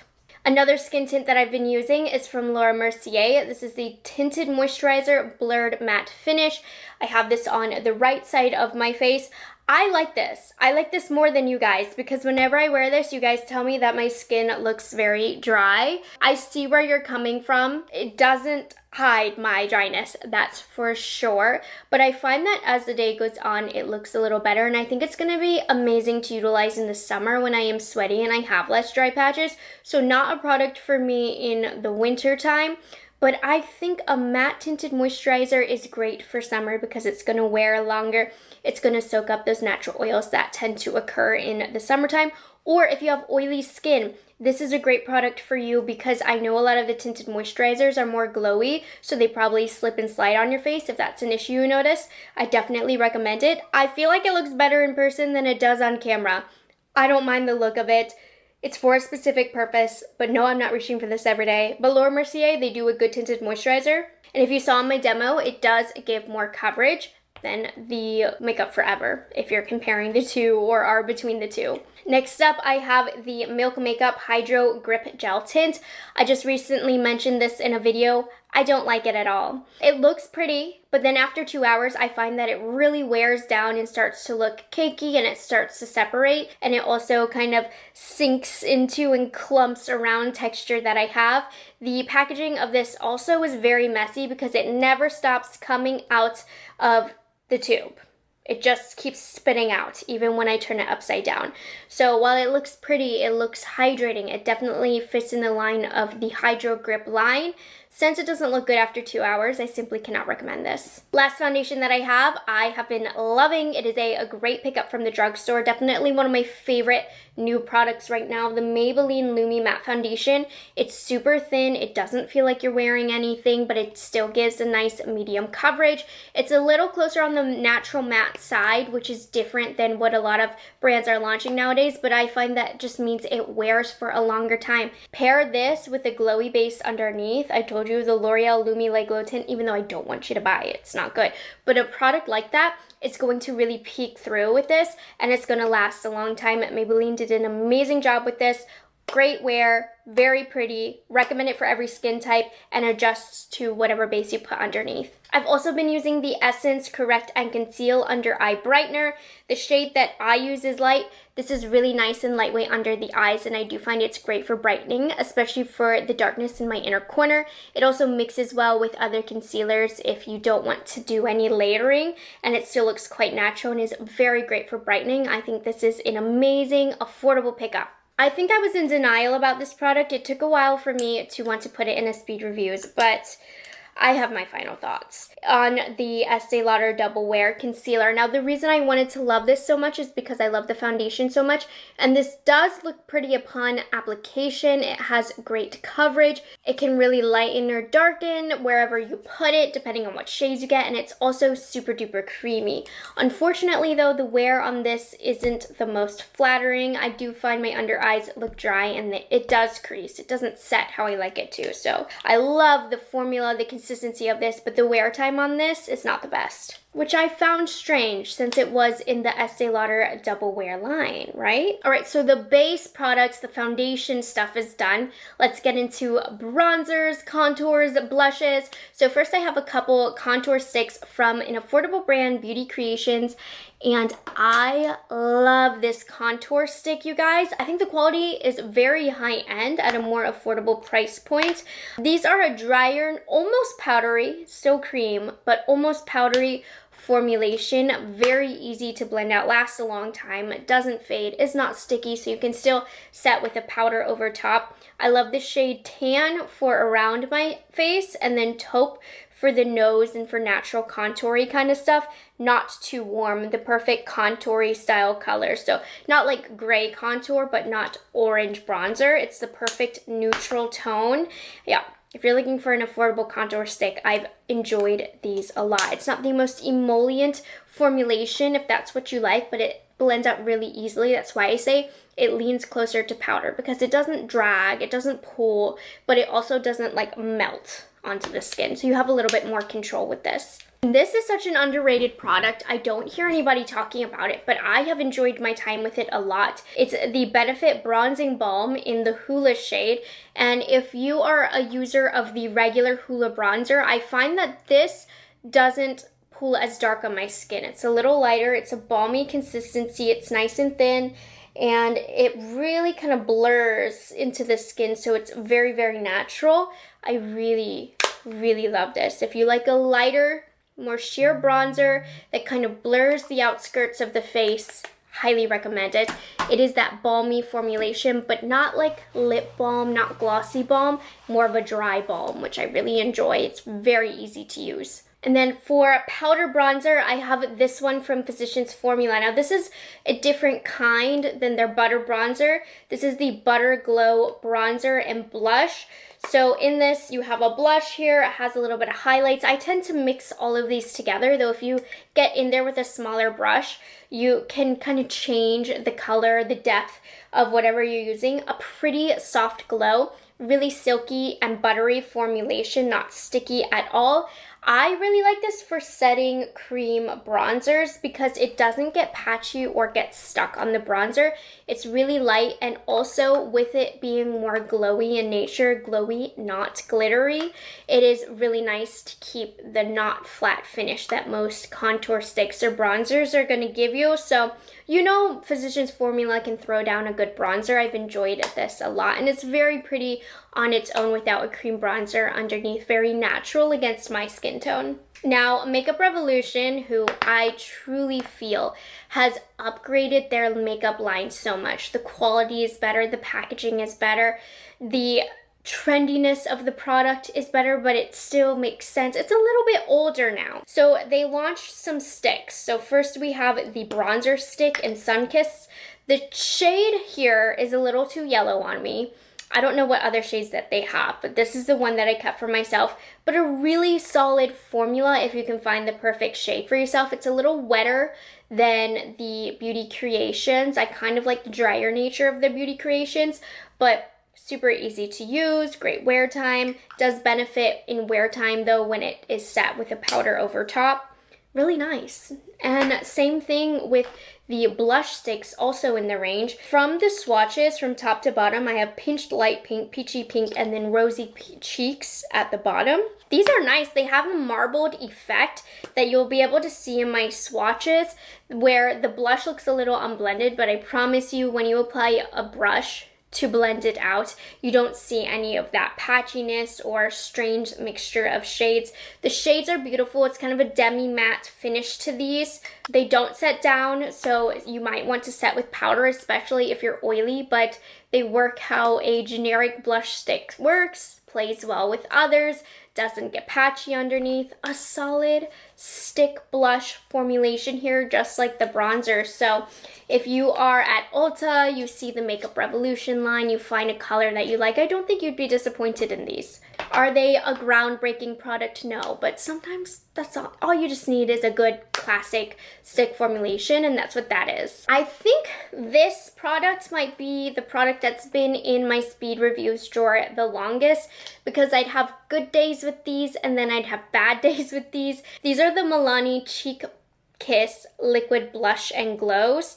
Now the order that I have them swatched, in case you're curious, we have Luminoso, Pink Cava, Dolce Pink, Rosalia, Cafe, and then Canela from top to bottom there. So these I wanted to like so much. They blend out really sheer, but some days it messes with my makeup underneath, some days it doesn't, some days it's a lot more pigment, some days it's a little bit of pigment, some days it wears well, some days it doesn't. I just find this product to overall not be a consistent, well-performing product. It really depends on the other products that you pair it with, which I don't want that when it comes to a makeup product. I want it to be able to stand out on its own and not rely on other products to hold its weight.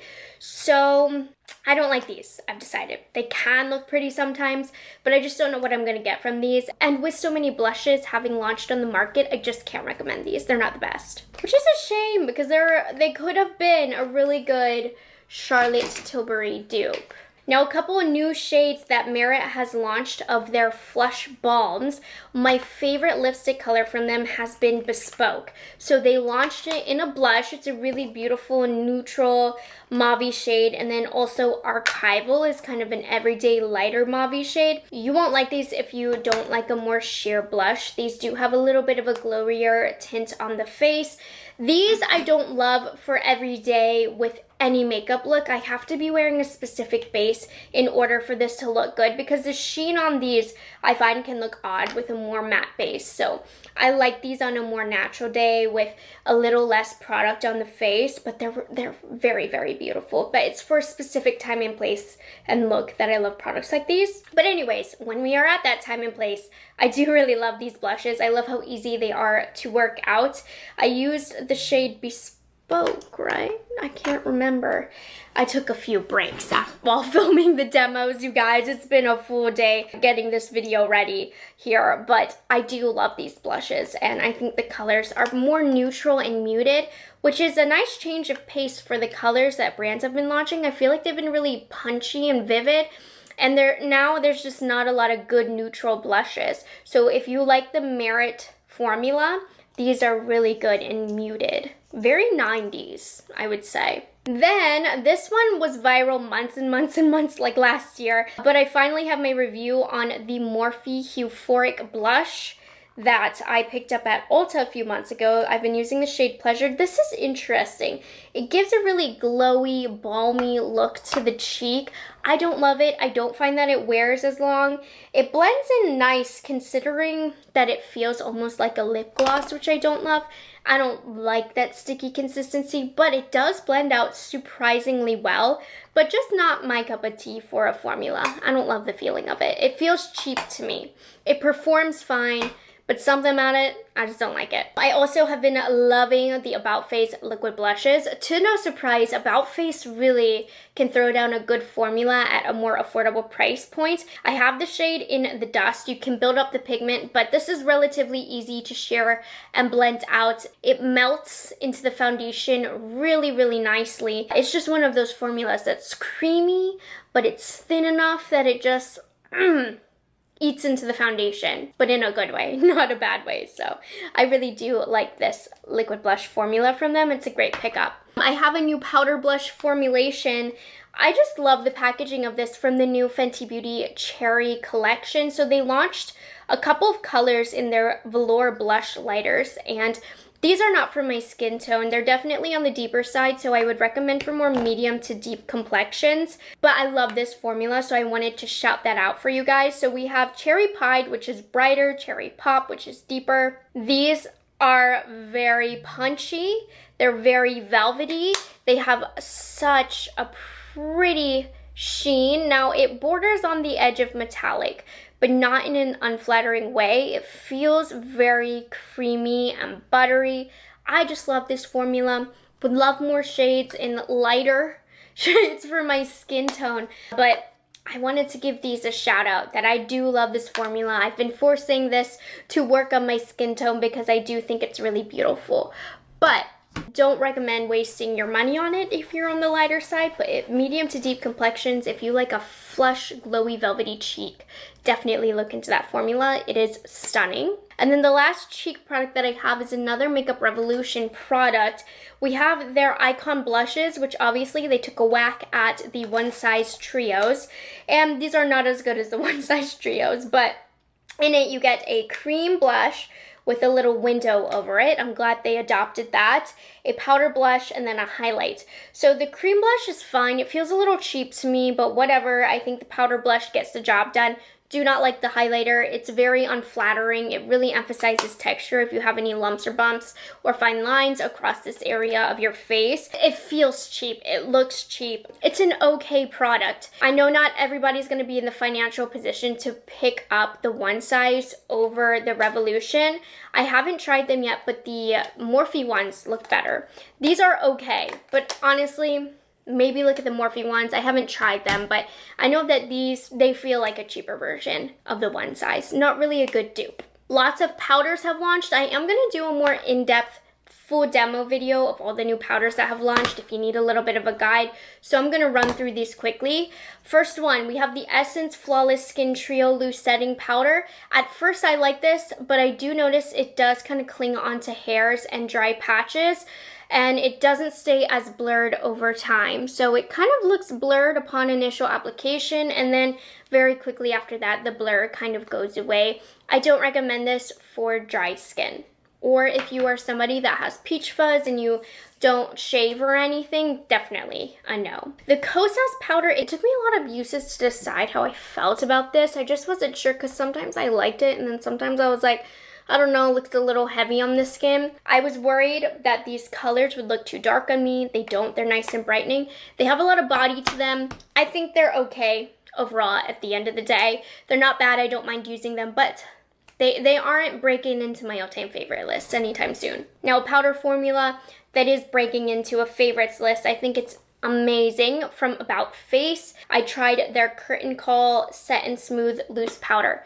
Very blurring, very lightweight, does not darken once applied. A stunning, stunning formula, just really thin feeling and very blurring. So if you like that, then I think you will like this. The next powder I'm about to mention is also a favorite of mine, so I don't want to say it's the best powder, but it's really, really, really good. But I also picked up recently and have been using a lot the Givenchy Prism Libra Pressed Powder. There's controversy around this. I filmed a whole video. I'm liking this. It's not as blurring as a loose powder would be, specifically not as blurring as the loose powder original formulation of this, but for a pressed powder, I'm not mad at it. This is still a gorgeous formula, and I know it is a pretty penny, so I don't want to take that away, but I think it's worth it. I think it's so good. It's one of the best, most blurring pressed powders that I've come across. And remember, pressed powders do tend to be less blurring, but it's good to have a blurring powder on the go. So that's why I use this. Love it more so for touch-ups as opposed to setting. When it comes to setting, loose powder. Nothing blurs and packs it in like a loose powder, but then when you need the pressed powder in certain areas, perfect. Love that. I have 3 setting sprays. A lot of setting sprays have launched.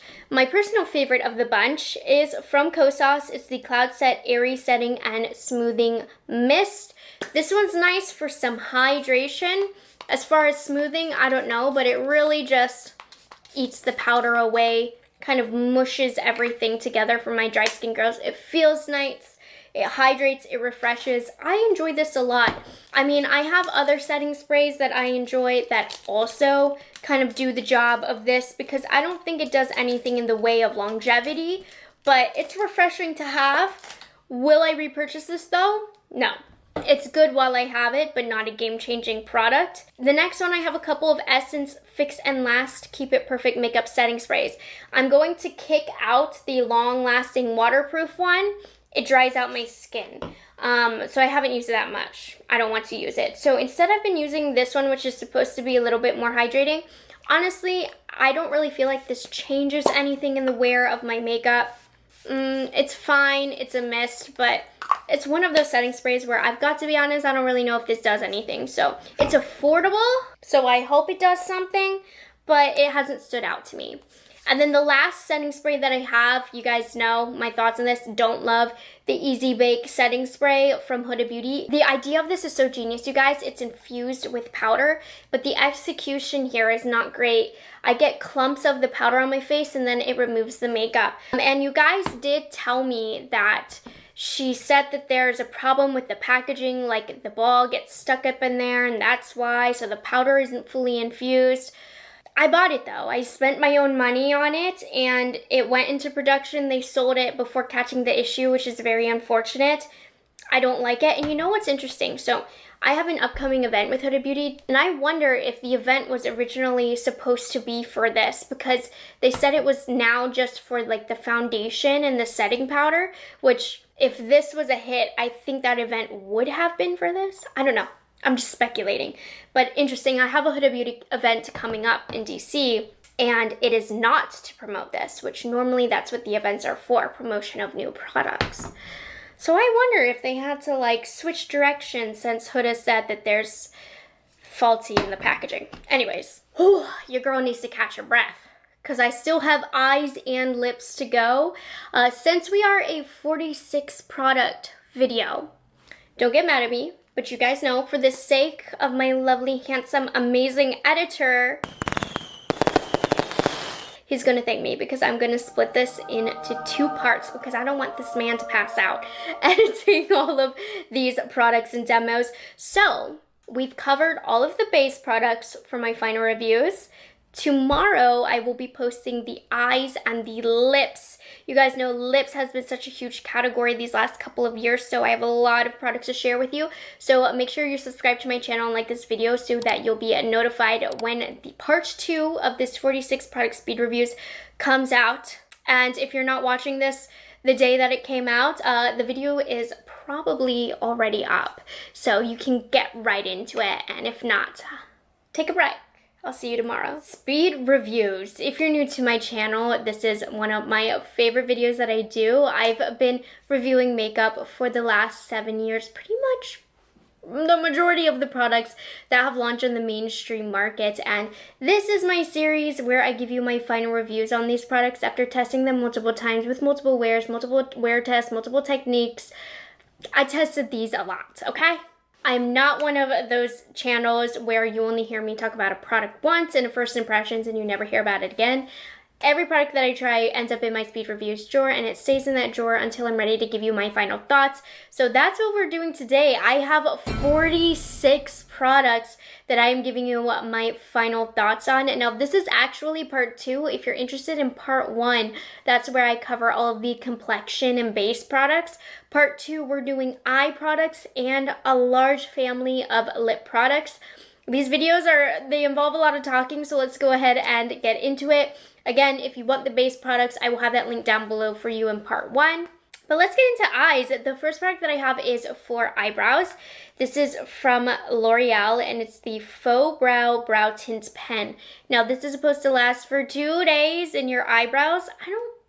It doesn't, honestly. To me, I feel like this lasts like a normal brow pen. It has this interesting bug antler tip here of the pen. It deposits a little too much product, and it also, I don't know if you can see, it's really wet and leaky. I don't love this. It's not the worst marker that I've used, but it's also not my favorite marker that I've used. I wouldn't recommend this. It doesn't last for 2 days if that's what you're looking for. It's a normal marker that is a little too wet. So I'm not a big fan of this. The next product that I have is from Ulta Beauty Collection, their in-house makeup brand. This is the Color Snack Eyeshadow Duo in the shade Peach Mochi. Oh, it's made in the USA.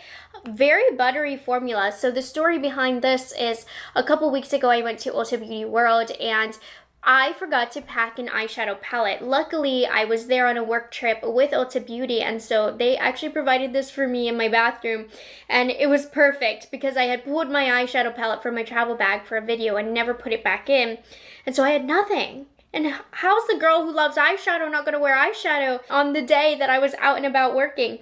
So this saved the day. I was wearing this peachy duo here. I really love this crease color, and it really is super buttery. Now the lid color was the shimmer shade, which is also quite buttery. I wish it was a bit brighter, but really nice quality, very buttery, really impressed with this. If you like this color story, I give this quality my stamp of approval. I was surprised. I was worried that it was gonna feel cheap and not high quality, but it ended up working out great, and it feels really great and high quality. The next product that I have is from Urban Decay, and these took me a little bit to figure out and a lot to mess around with. These are their Glaze Liquid Eyeshadows. These have a really interesting applicator. It's a really big, fat brush. I've used this a couple of times in videos, but I've been wearing these all weekend. So there's a bit of a learning curve to this. One, you have got to make sure you shake this so that you can get enough product on the brush. Thin layers is best with this. In fact, don't even layer. One simple, light, thin layer, you're gonna get a good wear time with this. It's not gonna crease. The second you start to build it up, I do find it gets a little chunky, clumpy, cakey, creasy. I don't like it. It does not layer well over itself. So I struggle with this. At the end of the day, I don't think it's worth it because I have a lot of liquid shadows that I would prefer over this. But these are very, very pretty, especially when you pair it with a really pretty base color. 5 viral products that are not worth it, okay? That video, I featured this in that video, but I'm not gonna lie, I used this and it looked really pretty. I used Frost Boss. It's really gorgeous on a pale lid with a little bit of brown in the crease. It's pretty. It wears best with a thin layer, but there's just a lot of better quality ones out there. So maybe if you find a shade so devastatingly beautiful, it could be worth it. But there definitely was a bit of a learning curve to learning how to best use it. What I would recommend over the Urban Decay, and it's more affordable, are the new-ish Moira Prism Pop Pigment. Now, these come in a different style of packaging. It's not quite as convenient as the Urban Decay, but these are much better quality. They feel almost like powder on the eyelid, so they don't get chunky, creasy, or crepey. Today I'm wearing the shade Happy Hollow on my eyelid. You can apply this with a brush because it does feel like powder despite it being a liquid product.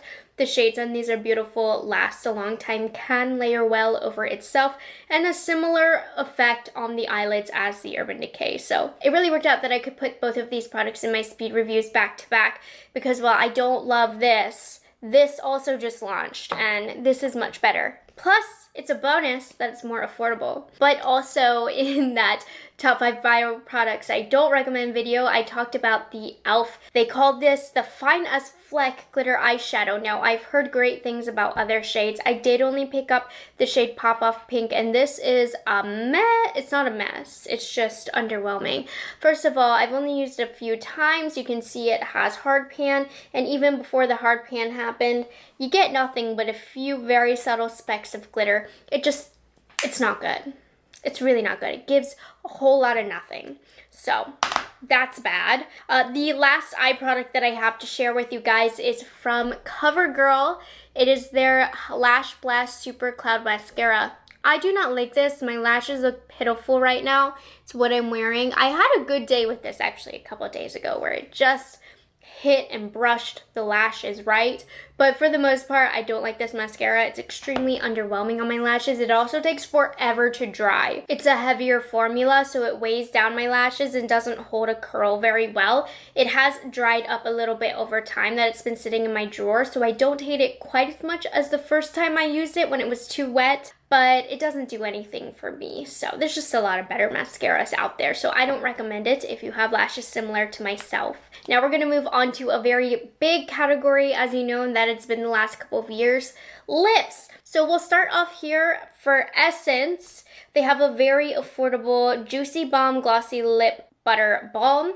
Interesting packaging. It just looks like a lip balm of my childhood, right? But it's actually quite a nice product. Now there's a bunch of different fruity kind of themed shades. I only kept 2. They sent a lot of them over, but I have this, I'm looking for the name, I don't see it. Oh, Kiwi to My Heart. This one is completely sheer. Smells really fruity. It does add a nice gloss to the lips and is hydrating. And then One in a Melon, actually surprisingly quite pigmented. I like these. I think these are nice. These are a bit thicker than the glossy balm style products in the stick form that a lot of... That made no sense. But this is like harder than some of the glossy balm similar style products are in packaging like this. Surprisingly good, very affordable. It's thick, it lasts a long time for it being a glowy product. It's hydrating, and this One in a Melon shade, surprisingly pigmented. So I've actually enjoyed those quite a lot. I've been messing with 2 new lip liners, formulas, launches, whatever. So first, this one is more unique. This is from Merit. It's their sheer lip liners, and they are just that. They're sheer. They don't last the longest, so if that doesn't sound like your jam, move on to the next launch. These I liked better than the Road because I do think they did deposit a little bit more and they lasted a little bit longer than the Road. I think these are pretty all over the lips. That's almost like a lipstick. The shade range here is really beautiful, very, very wearable. Won't be everybody's cup of tea, but if you don't love a really harsh lip liner, definitely recommend looking into these. It's like the typical Merit style where it's very sheer, so it's not going to be for everybody, but it is high quality. So that's what I have to say about those lip liners. Also had a new launch. I think this is from the fall. It's been in my speed review store for a little bit. But I have a couple of Persona liners that I've been wearing for a bit. Marrakesh is the lighter one. Pumpkin is the deeper one. Really beautiful warm tone shades that are going to be beautiful for summer leading into the fall time. I really like this formula. Really creamy, much more pigmented than the Merit. Lasts a long time, sets down. Great formula. Really beautiful colors if you love warm tones. Now, Charlotte Tilbury, one of her launches, I just got the new lip collection in the mail of the lip liner duos, but this is from this collection, you know, the Sailor Moon collection, if you will, with the cute little hearts on top of the lipsticks. So I bought 2 of them, and then I got the other 2 sent in PR. I thought I was gonna love Kiss Talk. I needed to have this. It's my favorite formula. I actually didn't end up liking that color so much. My favorite shade that I've been wearing is Naughty Talk, and it's super wearable, kind of like a nudie mauve kind of shade.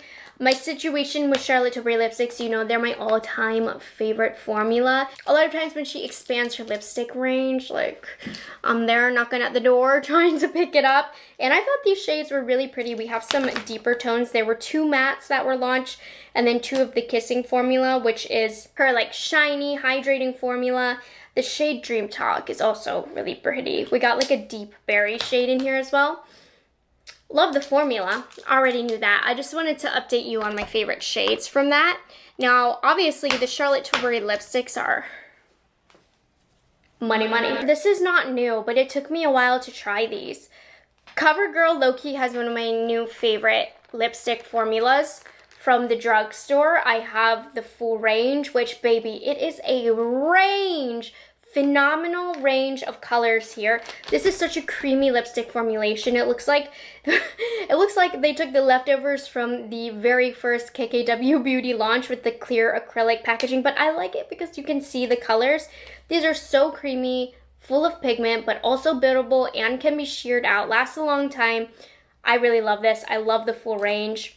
Throughout these lip swatches, I've told you guys when I was doing my demos the shades so that I could be more of help. I need to start doing this more when I do my big speed reviews. So here's a look at some of my favorite colors. So for the longest, Flower Beauty had my favorite lipsticks at the drugstore. I think it's CoverGirl now. If you're looking for something really high quality, pretty much no difference from what you're gonna pick up at Sephora, look into the CoverGirl lipstick range. It's phenomenal. Let's move. Who messaged me? Let's move into glosses, oils. All of them have become a hybrid formulation just to get those buzzwords in there. Oil, serum, balm, they all have them. Plumping. So we actually have a true gloss here. Very big launch from Makeup Forever. A full range of the Super Boost Moisturizing Plumping Effect lip glosses. I'm gonna go ahead and show you the swatches. Moral of the story, lots of shades. What I think is really nice about this range is the shades do look different from one another on the lips, though I have to admit I'm not the biggest fan of this gloss. Now, it's a nice, long-lasting gloss. I've got to hand it to them, but I really don't care for this lip gloss formulation. It's a little sticky, which honestly makes it last longer than a lot of other lip products that are being launched right now, but it tastes kind of weird, and it smells kind of bad, like grandma.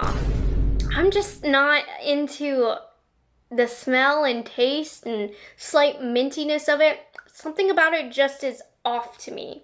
So I haven't really wanted to reach for these, which is unfortunate because for a gloss, these have phenomenal wear time. And like I said, the range is great, but the taste, the smell, the sensation, I don't like it. So I haven't really wanted to reach for those other than when I wanted specific lip combos, because they do have iconic shades like Anywhere Caffeine, Limitless Brown that make for doing awesome Makeup Forever lip combinations when using their lip liners as well. But if it wasn't iconic Makeup Forever colors, I wouldn't be excited about this range at all. Next, we had a cute strawberry collection launch from Lawless in my all-time favorite lip gloss formulation. Forget the filler, lip plumping, line smoothing glosses with the cutest strawberry colors, names, and oh my gosh, my favorite part about these, they smell like strawberries.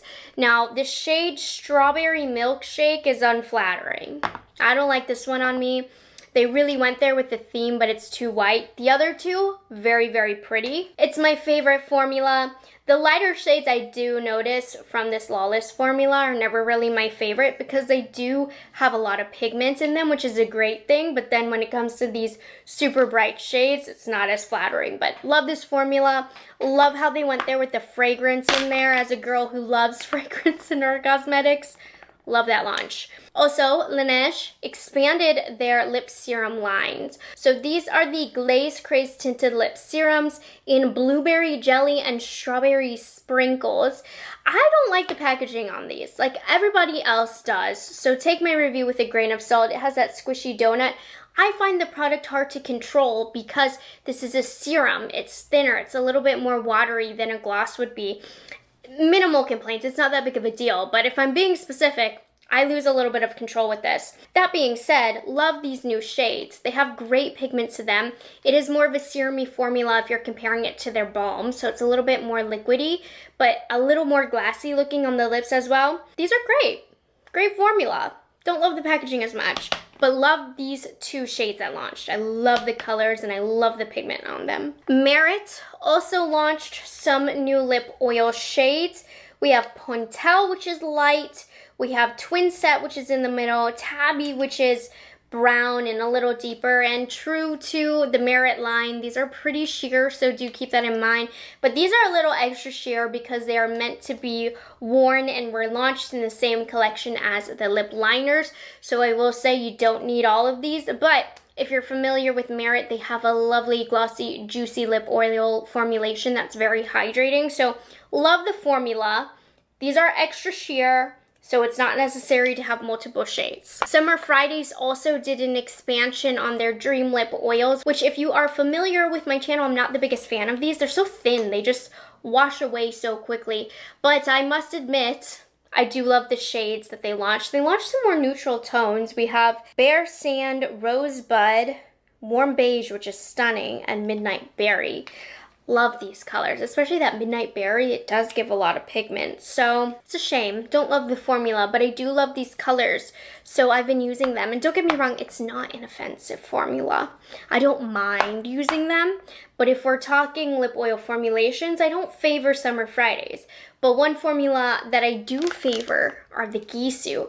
These are like liquid glass on the lips. There's something special about the way that these shine. So they launched 3 new shades: Glazed Plum, Bellini Peach, and Raspberry Swirl. And honestly, they look quite similar on the lips to one another. You don't need all of these either, but I can tell the difference, I swear. But I just love how glassy, glowy, shiny these look on the lips, like very, very wet. And I love the way that these smell. I love this drop. I've worn these all the time for natural makeup days, for full beat days, because I want that gleam against the sun. These are stunning. And I just love the way they smell. Now, the one I've been using the most is Glazed Plum because it's so pretty with a brown lip liner. It smells like candy, you know? It just smells really dang good. So I love those lip oils. Also, Clarins launched a special edition of their lip oils in the shade Iconic Red. Now, this is no difference from their deeper lip oils. This is not a unique shade. So I was expecting for this, being the limited edition color that it is, to be like a full blast, full pigment, iconic red in that lip oil formula that I love. And it's just like sheer. It's nice. I love this formula. This is my all-time favorite lip oil formula, but the level of pigment here, it let me down. Between like the super red bottle here, the super red cap, I was ready to be full red, full pigment with this. And it's just like not very pigmented, honestly. It's sheer. So it's no different than like the raspberry or cherry that they already have. So that was kind of a letdown, but it still is that great formula, so I'm gonna still use it. And then we're actually gonna finish off the speed reviews with another new Clarins formulation, and these are quite neat. Well, one of them is. This is the Water Lip Stain collection, and honestly, I'm not the biggest water lip stain fan. There's a time and a place for them in the summer, but I don't love the colors of them on me. They all kind of look the same. They all look a little popsicle-y, which, depending on the look, could be fine. But that look I don't desire very often until from this range, I discovered the shade 13. So we have these three, which give that classic popsicle look that I demoed. But I put this in my monthly favorites. 13 is like a Your Lips but better stain. So it's perfect for putting underneath any lip oil or lip gloss. So on days that I want a more natural lip, I stain my lips with this, put on my lip liner, put on my lip oil. And a lot of times during the day, like I just don't retouch my lips. It gets a one and done. Maybe I'll do it a second time chance, but I'm not thinking about my lip touch up much throughout the day. So this is perfect to just keep the integrity of my natural lip color. So love that. Keeps it popping. It still is a little red. So, you know, it's not super natural, but it is much more toned down than the vibrancy of these other three shades. I'm tired. I know you're watching this on 2 separate days, but I filmed this back to back and the demos before, and now I gotta label all of these. Oh my gosh. This is why I split this up into 2. I told you it was for my editor, but it low-key is also for me. And also so that you don't have to sit down for like 2 hours while I do this. Anyways, that is all. Those are 46 products and my final reviews on them. Again, if you missed part 1 with the base products, I'll have that link down below. And as always, I will have the products that I talked about in today's video linked in the description box for you. Also tagged if you're in the US, it should have popped up along with you. So make sure you are subscribed to my channel because I am constantly testing new products. If you want consistent updates, be sure to be following me. Check out my videos almost daily. And with that said, I'm gonna let y'all go. I hope you had a great time and that you learned about some products and that I was able to help you out and lead you to your favorite makeup products and let you know which ones to skip out on. So that's that. Hope you guys enjoyed it and I'll see you guys in the next one. Bye guys, have a good one. That's delicious. Time for yet another speed reviews. For today's video, we have 23 products that I am going to give you my final thoughts on before sending these products into my general population of products. If you're new to my channel, my speed reviews series is the one I take the most pride in because on my channel, if you see me try a product for the first time, you will hear back about it after I've tested it in multiple ways, with multiple wear tests, with multiple products, with multiple applications, and I'm here to give you my final thoughts. Some products stay in the drawer for months. Some products get thrown into a speed reviews pretty quickly. It just depends on my confidence in the product and feeling comfortable enough giving you guys a final review. So for today, I have 23 products that I just pulled out. So we're gonna get started from Complexion and then work our way to finish off with lips. So first product that I have is one of those super TikTok viral products. This is from Kopari. It's the Sun Glaze Sheer Setting Mist. Now this is so cool. I didn't use it as a setting mist because it will ruin my makeup. But this is beautiful on its own to give a really dewy wet look to the skin while also giving SPF.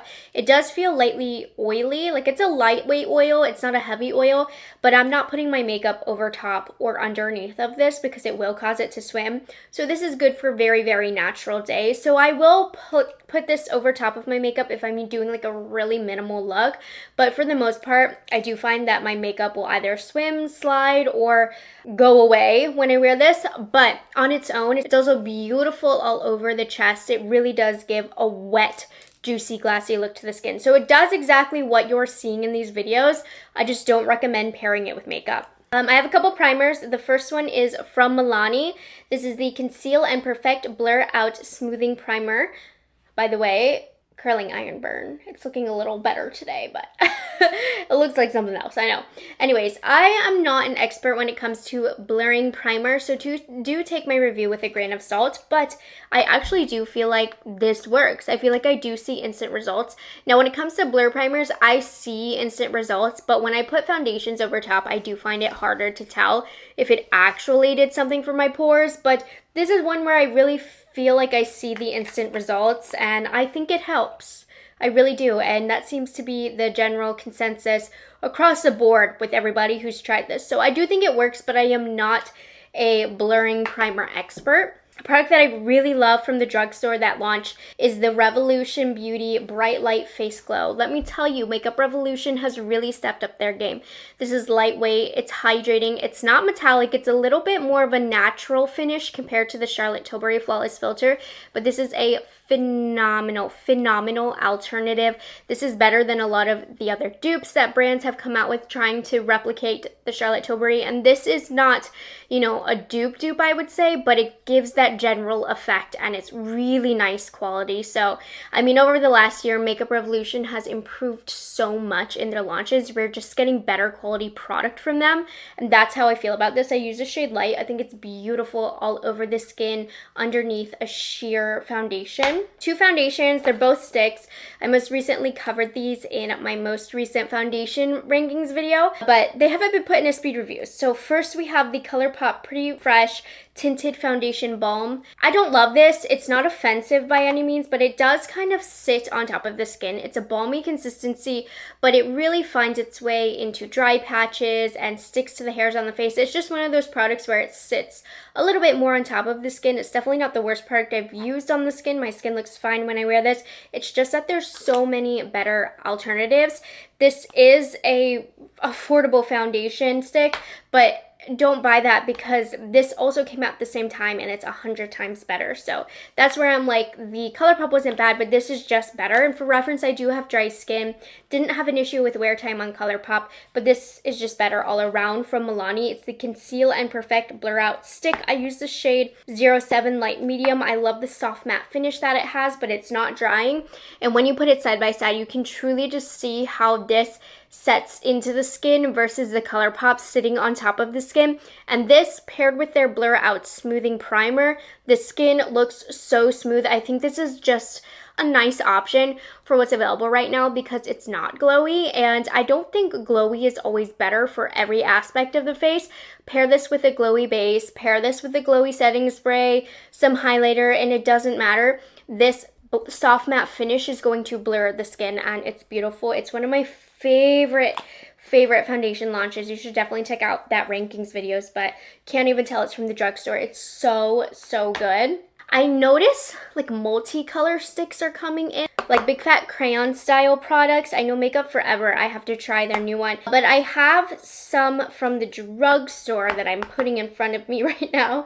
So the first one I'll talk about are the Maybelline, oh my gosh, the Maybelline Lifter Sticks. So I have these in like skin tone colors. For reference, I have 10, 20, and 65 being the darkest. So today I used 10 to lighten the under eyes because my concealer was a little bit dark, and then underneath here, and then I also used 65. It's a really good bronzer shade.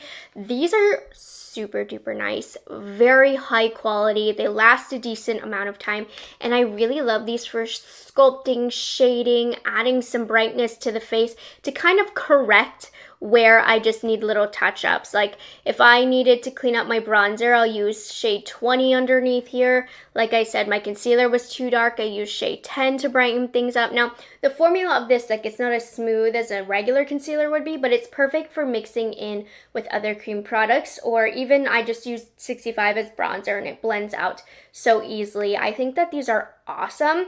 Drugstore price, you could have fooled me with these. Very high quality product and just a good, versatile, do it all. Add where you want to add color, take away some darkness, add some darkness. You can do it with that. Really versatile. Great, great, great for makeup artists, I have to say. The only thing is it doesn't have the smoothest finish on the skin, but depending on what you pair it with, you can get through it. And then CoverGirl launched a bunch of different, these are called the True Blend Skin Enhancers. So they have like bronzer, blushes, highlights. I'm counting these 3 categories as 3 different products. That's how we got to our final number here. But I will start off with the Contour Balm. Now this is a little bit more matte if we're comparing it to the Maybelline. Now in particular, I want to talk about the shade Defined because this is the only contour shade that I opted to keep for myself.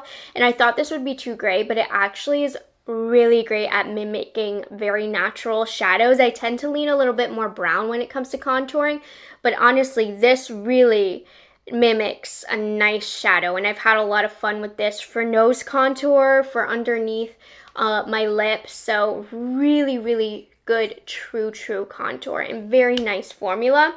Even in the blush range, what do I have? Sweet Violet, Bubblegum Pop, Nude Flush, and Radiant Peach are the colors that I own. I have it on this cheek. They're not too pigmented. They sheer out really beautifully. Medium wear time, you know, not the longest lasting, but if you set it with a matching powder, you're going to get good wear time with it. More of a matte-ish kind of finish. Really malleable. Really enjoyed this and the colors that they have. The drugstore is just stepping up their game, I feel like. At least this round of speed reviews, all of the drugstore products really are killing it. I have a lot of really great affordable options here. Then they also have the Pearl Highlight Balms. These are okay. I would say I'm just not a cream highlight person. You guys know this. So it's not my cup of tea. And I didn't have the worst experience with this. I also didn't have the best experience. It's not knocking my socks off. There are very few cream highlighters that will do it, but they do exist. I'm always on the hunt for one. Not it. Just an average product. Not going to reach for these too often. They're just not as smooth looking on the skin as I would like them to be. Like you can tell it's like an ill-fitting cream highlight that just doesn't melt into the skin quite as much as some others. I have 3 shades from ColourPop in their Weightless Liquid Blush formula. These are really, really nice. The shades that I have, Angel Face, Thanks, and then Super Shy. I believe I'm wearing Super Shy on this cheek. These sheer out very nicely. They look a little bit more wet on the cheek, comparing them to the Rare Beauty, which is what they were going for, but it's a complete different formula. Rare Beauty is a little thicker, a lot more pigmented. These are a little shinier, a little bit thinner in pigmentation, a little bit more watery, but really beautiful nonetheless. I think the Rare Beauty also lasts longer, but again, the price point, there's a difference. This is on the more affordable side, and I think it's a really nice product for being more on the affordable side. Are there better liquid blushes out there? Yes, but are there worse out there as well? Yes. And can you still get the job done with these? Absolutely. I think they're very, very pretty, very easy to apply. And then the last blush product that I have is from Catrice. I don't know why these have been in my drawer for a long time. I think I've just wanted to hold on to them because I like them so much. It's the Catrice Blush Affair cream and powder palettes. So you get 1 cream blush and 1 powder blush. Now the cream blush might take a little bit of warming up with your finger if it's been sitting in your drawer for a while, but honestly it warms up really easily, so don't worry about that too much. Great level of pigmentation, very easy to work out, and the powders are a bit pigmented if you ask me to pair with the cream, which obviously is the intention, but just be aware to use a very, very light hand. But the powder is very, very creamy, but again, a really, really great affordable option that is available right now. I think these are stunning and the price is amazing. I have Peach Passion, I have Stunning Strawberry, I have Absolute Apricot, and I have Pleasing Pink. And I know I didn't get the chance to demo these for you today, but they really are beautiful. They have more of a flat finish as well, even the cream blushes in this. Lots of powders. If you want the full demos on all of these, make sure you check out my most recent powder rankings. So I'm gonna shoot through these really quickly since I did just recently cover these in a video. Catrice Under Eye Brightening Powder, it's okay. It gets the job done. It's a little bit small. You do pay less for it, but it is formulated for the under eyes, but it's tempting to use this in other places besides just the under eyes. It's a decent powder, especially from the drugstore. However, there are more smoothing powders that exist. So it's like once this does get put in my main population of products, I don't know how often I'm going to reach for it when I just know I have better options. Like, for example, L'Oreal killed it with their Infallible Blurfection Blurring and Brightening Loose Setting Powder. This is so blurring, so fine, so lightweight. Officially one of my all-time favorite drugstore setting powders. So they really did their thing with this. Just be careful, these do oxidize slightly. I can get away with 20 translucent light, it's just fine. But I do find that sometimes with this light pink, it does darken a little bit more than I would prefer. But other than that, lightweight and blurring, and I have no complaints. This has been interesting. I've been on a bit of a journey with the e.l.f. Halo Glow Powder Filter. Now, I have the shade Fair Neutral Cool. So this is a true powder that has a little bit of a sheen to it, but not just a little bit, I guess. It has a good sheen to it. So you can use this all over the face, but it has a sheen. So in some cases, it's not very flattering depending on what you're looking for. I've actually found the sheen on this is so pretty as almost like a highlighter if I use a more dense brush and place it in specific pinpointed areas on my face. I do truly love the glow that this gives. This is such a unique powder, so I think it's insane that e.l.f. has this because I don't have another powder like this. So I use this for really natural glow in specific areas on my face. I don't love it all over, though depending on what product you compare it with, it can be interesting. It really can, but it's just not something for the everyday all over my face, but I enjoy adding some really subtle bits of sheen on my face with it. Then Bare Minerals also has their Bare Pro Skin Perfecting Powder Foundation. This gives little to no coverage. I really wouldn't consider this a foundation. I do find that when I put it all over the skin, one, the coverage is so light. Two, it's not very creamy. I know Bare Minerals has had creamier powders out there for all over the face, so it's a little bit dry. Of course, it does give a little bit of coverage, so mostly what I've been using it for is almost like the powder version of how I use the Maybelline. I just use this light shade Fair Neutral, and I'll use that to brighten in places that need brighten. If I choose to do that in a powder format. I don't really love it. I don't really need it. I don't really recommend it. It's just not Bare Minerals' best. So, yeah. And then the final complexion product that I have is from Ulta Beauty Collection. This is the Dewy Glaze Setting Spray. Let me tell you, I am loving this setting spray. I think it's gorgeous. I do really feel like it transforms my makeup to be a little bit more dewy. It presses the powder in. This is a product that I got in my hotel room from Ulta Beauty when I went to Ulta Beauty World. And I'm so happy that they added this in my hotel room because I ended up falling in love with this. So I actually had forgotten to bring a setting spray, and they had this out on the counter, and I'm not even sure I would have kept this for myself had I not ended up using it. So it worked out perfectly because I found a new favorite dewy setting spray. And that sums it up for complexion. Obviously a very heavy category. I have a few eye products and then a little bit more lip products. So the first set of eye products that I have are the Half Magic Sparkle Eye Sticks Eye Crayons. Now you guys were right. The best shades are the neutral shades, which would be the top 3 in swatches. Champagne Snowflake, Beige Mystique, and Princess Teddy. These are beautiful.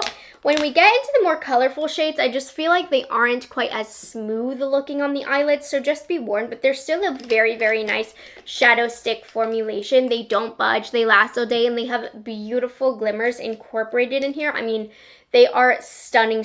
It's just, there are some shades that don't look quite as smooth as, say, the Laura Mercier would on the eyelid.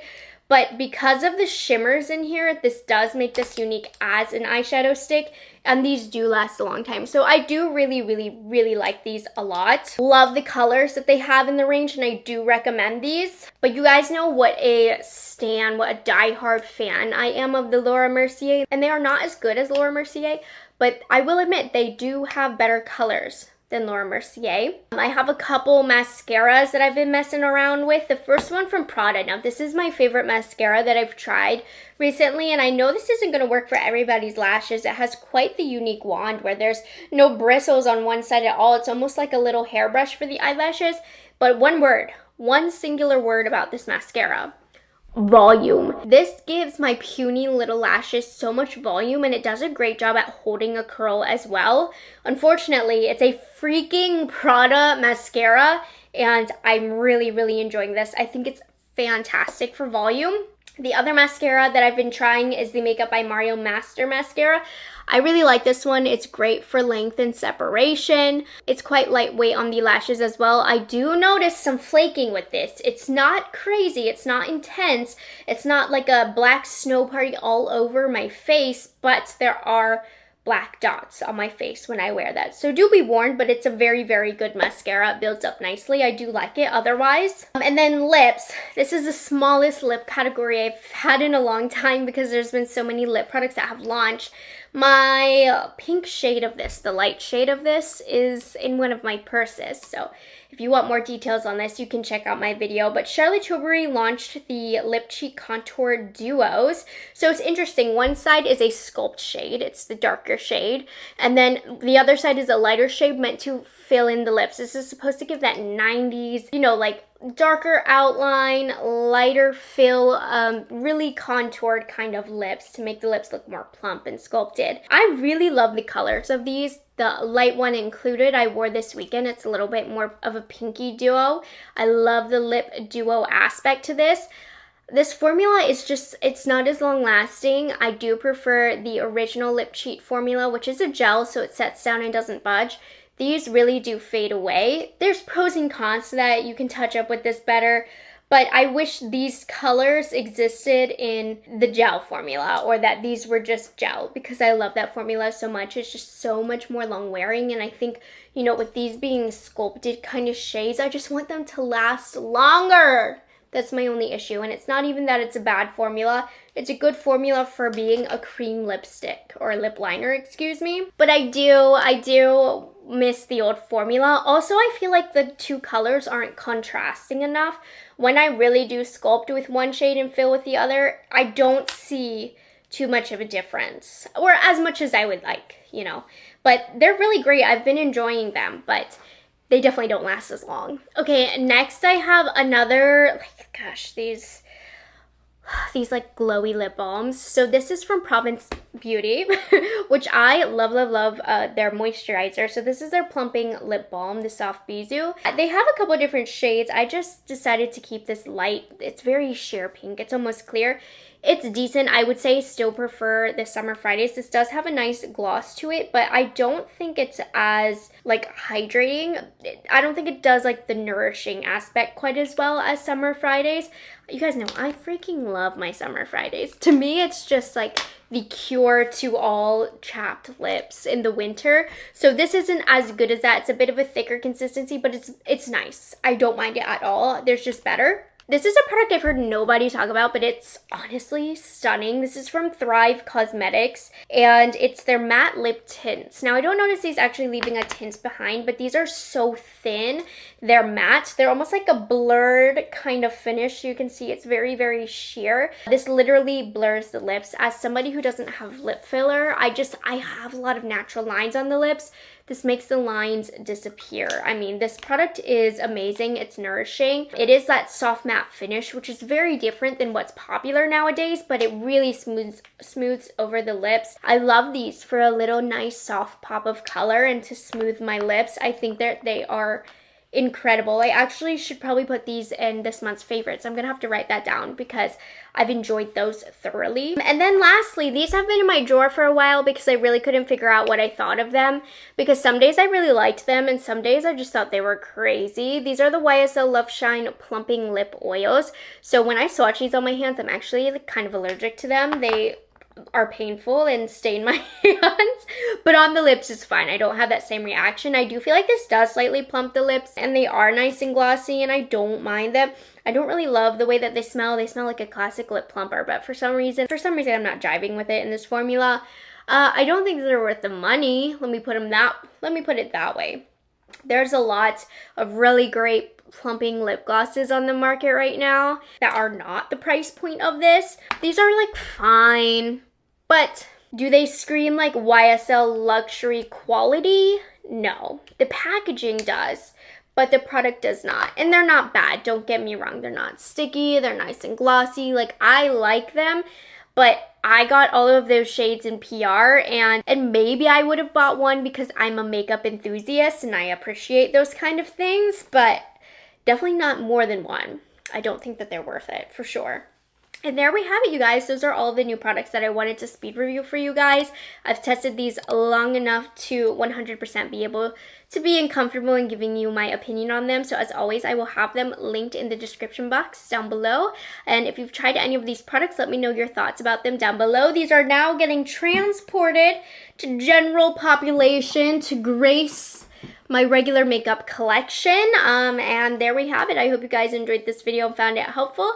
Make sure you subscribe to my channel if you aren't already, and I will see you guys in the next one. Hey guys, welcome to another speed reviews. For today's video, I am going to be reviewing products that have been in my speed reviews drawer for a while. I've tested these products multiple times with multiple wear tests, and as always on my channel, every time I feature a new product, it will get a final review after using that product multiple times. And that is what this video it is. It is my favorite series I have going on my channel. We have probably the shortest one I've had in a while. You're welcome, Jose, but I'm going to be speed reviewing 19 of the newest products that I've been testing. Don't let my makeup fool you. I can put down a good face of makeup. These speed reviews products were just not meshing together, so the look isn't really a good look. But you know, I would rather forgo looking good in a video so that I can give you all of the demos and swatches of the products that I'm talking about today. So let's go ahead and get into it, fast and furious. The first product that I have, I guess, is more of a skincare item, but I thought I'd throw it in because I've been really loving this from Tower 28. It's their new Face SOS Face Guard Bare Spectrum SPF 30 sunscreen. This is a mineral sunscreen, which I normally don't love mineral sunscreens as much, but this doesn't feel like a mineral sunscreen to me. It has a slight tint to it, which combats the white cast showing up against my skin tone. It doesn't feel heavy. It leaves a little bit of a glow, and it's nice and hydrating. So I've been enjoying using this every single morning as part of my skincare routine. So this is getting a big thumbs up for me. I don't normally talk about skincare too much in my speed reviews, but I wanted to throw this one in because I've been loving it. It's not heavy, sticky, or greasy. We have a couple of new primers from Maybelline that serves different purposes. The first one that I have is the Maybelline Poreless Jelly Hydrating Blur Primer. I do think that this is a nice blurring primer from the drugstore. I will admit, I don't really believe in blurring primers. I just don't think I have the skin type for it. But I do notice my skin does look softer when I apply this. I just don't know if it's as effective when makeup is over top. But on bare skin, I do see the difference. It's a bit thick for my liking. You need to make sure your base moisturizer underneath is fully dry, or this can get white and kind of mix in with it. It's okay. It's not a product I'd personally repurchase though. In my opinion, the new Milani Blur Primer is a bit better anyways. Now, this product I like. It's from also Maybelline. It's the Grippy Serum Makeup Grip Primer. I like this because it's grippy, but it's not too grippy. But I do find the grippiness kind of dries really fast to the point where it loses the grip after a short amount of time. So if you like the grip, you better apply your foundation over top of this nice and quickly. I like that it feels thin. I personally like that it kind of dries down quickly. I don't like a base that's too sticky. It feels lightweight and has a nice hydration to this. I like this. This is in the range of grippiness that I like, but I'm not a grippy primer lover, so do keep that in mind. If you like it sticky, that might not be for you, but if you're more on the dry skin side, I think you'll enjoy it better. I have a couple of foundations. The first one is this lovely guy here from Polite Society. This is More Than a Pretty Face Skin Caring Foundation. This is feather light on the skin. It feels just so light on the skin, just like air, and I think it looks pretty as well. I mean, if you're looking for a foundation that you don't want to feel anything, I think you will enjoy this. I think this wears very nicely. I think it does have blurring properties as well. It's very easy to use, wears a good amount of time. I like this one, but one that I like better, this needs to be in my monthly favorites. It's from Jane Iredale. What do they call this? The Skin Tuition Radiance Boosting Liquid Foundation. I really feel that this blurs the skin and perfects the skin. It gives a true medium coverage with a velvet matte finish to it, but it's not like a drying, suck the life out of you matte finish to it. So I think it's beautiful in terms of blurring over the skin and just giving that velvety touch. It also has a decent wear time. It's not like the longest lasting foundation I've ever used, but it's so pretty it doesn't need to be. I have been loving this so much. This is my new current favorite foundation. My shade is 28 Light. Maybe like a hint dark, but after a couple hours in the sun, I think this will be a perfect match for me. Now, this next item that I have, honestly, I haven't used it too much. It's been in my speed reviews drawer for forever, and after a while, after a certain product is just sitting in the drawer and I don't want to use it, I'll occasionally do videos on them. I'm just going to put it in this one. I haven't loved it enough to reach for it, and it's this little Mob Beauty quad, and I'm not saying the products in here aren't high quality. I just haven't wanted to reach for it. I don't really love the colors that I have in here. Today I use this guy as a concealer on my under eyes. It is surprisingly creamy and thick. It works great for that. I have a highlight, a blush, and then this like little weird cream eyeshadow sparkly eye topper, which is pretty. I'm not attracted to it. I don't want to use it. The products in here are fine. I don't really love this highlight. It's okay. I don't know. I don't love this. Nothing bad to say about the quality. I haven't wanted to reach for it, and I think that's more than enough of a review. I have a couple blushes because, as you know, we are currently in a blush craze. So I have these little dupes of the Milk Makeup jelly blushes. These are the Makeup Revolution jelly blushes, and I'm actually really happy that I'm reviewing these after having this for a few weeks, probably a couple of months, because these have already pretty much dried out. I'm getting little to no color from these. When I first used them, I thought, you know what, I might actually like these a little bit better than the Milk Makeup, but time has proven me wrong because these guys are giving me almost no color. They're almost all dried out, so I don't recommend these. These have also been in my speed reviews drawer for a while because I find them inconvenient to use. I like the formula. These are from the brand Espresso, and this is a smaller brand, but I really love the products and the vibe of the brand, and these are very cool. They're the blushes, but I hate this packaging. You have to squeeze out the product really hard, and the product itself is very thick, so you have to put a lot of pressure on there, and I feel like with the product being thick, sometimes it can look a little chunky or attached to hairs on the face, and it's just a pain in the butt to apply. There's other blushes that I'm going to reach over for this. So this is just an okay product. It sat in my drawer for a while because I didn't find it convenient to use, and I think that that's a huge part of a review, so I haven't really wanted to reach for them. The colors that I have are very pretty. The formula is just okay, but I wouldn't recommend them. What I do recommend and what I love, the best blush in today's video, is from Armani. It's the Luminous Silk Cheek Tint. I got the new shimmer finish in 62S. So I got this a couple months ago, and this has a really pretty shiny finish to it. It's not too shiny, honestly. So 62 in their regular finish was one of my favorite colors from this line. So when I saw that they were getting a shimmery finish, I had to get it. I don't notice a shimmer too much on the cheek. I don't think there's too much of a difference between the two, so I don't think that I necessarily needed it. I love this shade so much. I enjoy this formula a lot. It's very, very easy to use, but me having the original shade 62, I didn't need this one, but it does have that little bit of extra pop against the light, but I could get that look by also kind of mixing my foundation, putting highlighter over top. So one or the other, you don't need both, but it is a very, very nice formula. Moving on to what I'm using for the eyes, we just have a couple products. Today's, luckily, is a very speed review. So I have this from Maybelline. It's the Super Fluff Brow Mousse. It's okay. I am pretty picky when it comes to tinted brow gels. This can get messy fast. You need to make sure that you wipe your spoolie off. And it does do a nice job, honestly, of filling in the brows for something quick, but it's just a messy style of product.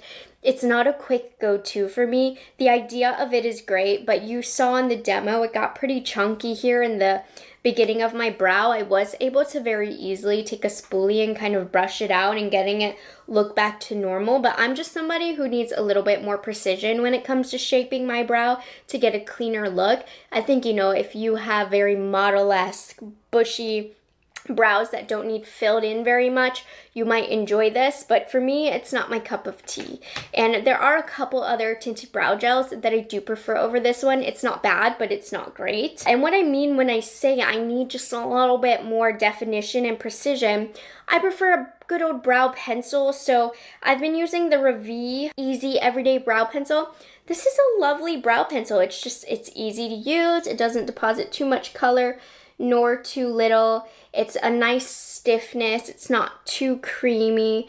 Very easy to use. You can use light pressure or heavy pressure depending on the level of pigment for the stroke that you want. I use the shade light brown. Overall, just a good, easy to use everyday pencil.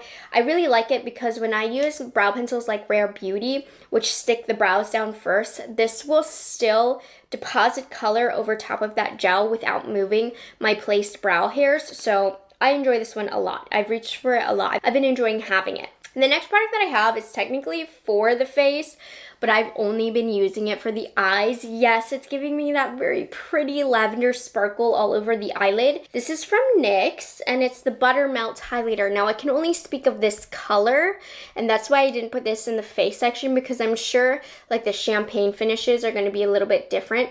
But I have this in the shade Holographic Lavender, and if the other shades are glittery like this, I would hate this for the face. But for this particular shade, I'm not mad at it because I love the glitter on the eyes. If you're like a festival goer, I think you would enjoy this for the face.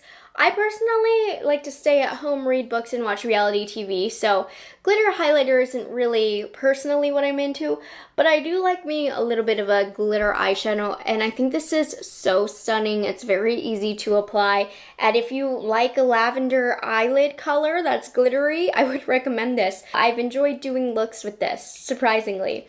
It's a little unnecessary to buy this big old thing for my eyelids, but that's how I've been utilizing it. The last product that I have for the eyes is a new mascara that I've been testing. I recently got a comment asking my thoughts, so here we are. It's from Too Faced. It's the new Ribbon Wrapped Lash. Now, this is a tubing mascara, which means when you go in the shower, that is what is going to get the mascara off the warm water. It's going to come off in tubes. Don't try and use a makeup remover to remove it. I think it builds up really lovely on the lashes. It does weigh my lashes down. My lashes get weighed down very easily. What I don't like about this is it doesn't really ever dry. My lashes stay sticky, and I'm somebody who needs a dry mascara because I curl my lashes after applying mascara, and when I curl them, they just fall flat. So for me, this is just not a good mascara. I think it coats the lashes nicely, but in no way is this ever going to hold a curl for me.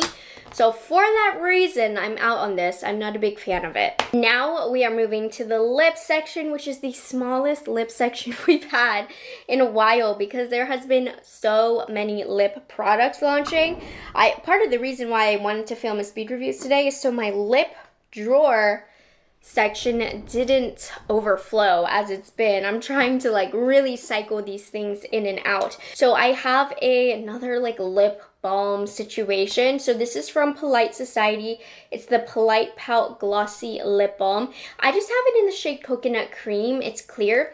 This is a lot thinner than a lot of the other glossy balms that are out right now. It reads more true to a lip gloss than I would say like a lip balm. It is extremely nourishing. It has a slightly good taste. Don't ask me how I know that. I like this a lot. I mean, it's a little runnier than I prefer. I'm probably still going to reach for my Summer Fridays over this, but it has a really nice glossy formula and look, and if you like it a little bit thinner but still want it very hydrating, I definitely recommend looking into these. Another one that I've tried is from e.l.f. This is the Glow Reviver Melting Lip Balm. I have the shade Strawberry Shortcake, and this is a very nice job well done, e.l.f. I think I like the color. It's the right level of pigment. It's definitely a little thicker and stickier if I'm to directly compare it to the Polite Society.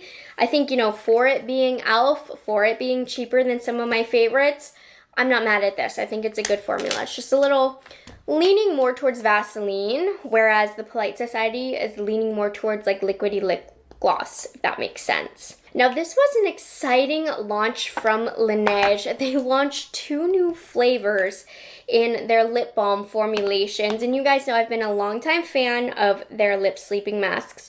So they launched both in the lip sleeping mask and the lip glowy balms, matcha bubble tea and taro bubble tea. And if there's one thing to know about me and my husband, we love a bubble tea date, so I was ecstatic to see these.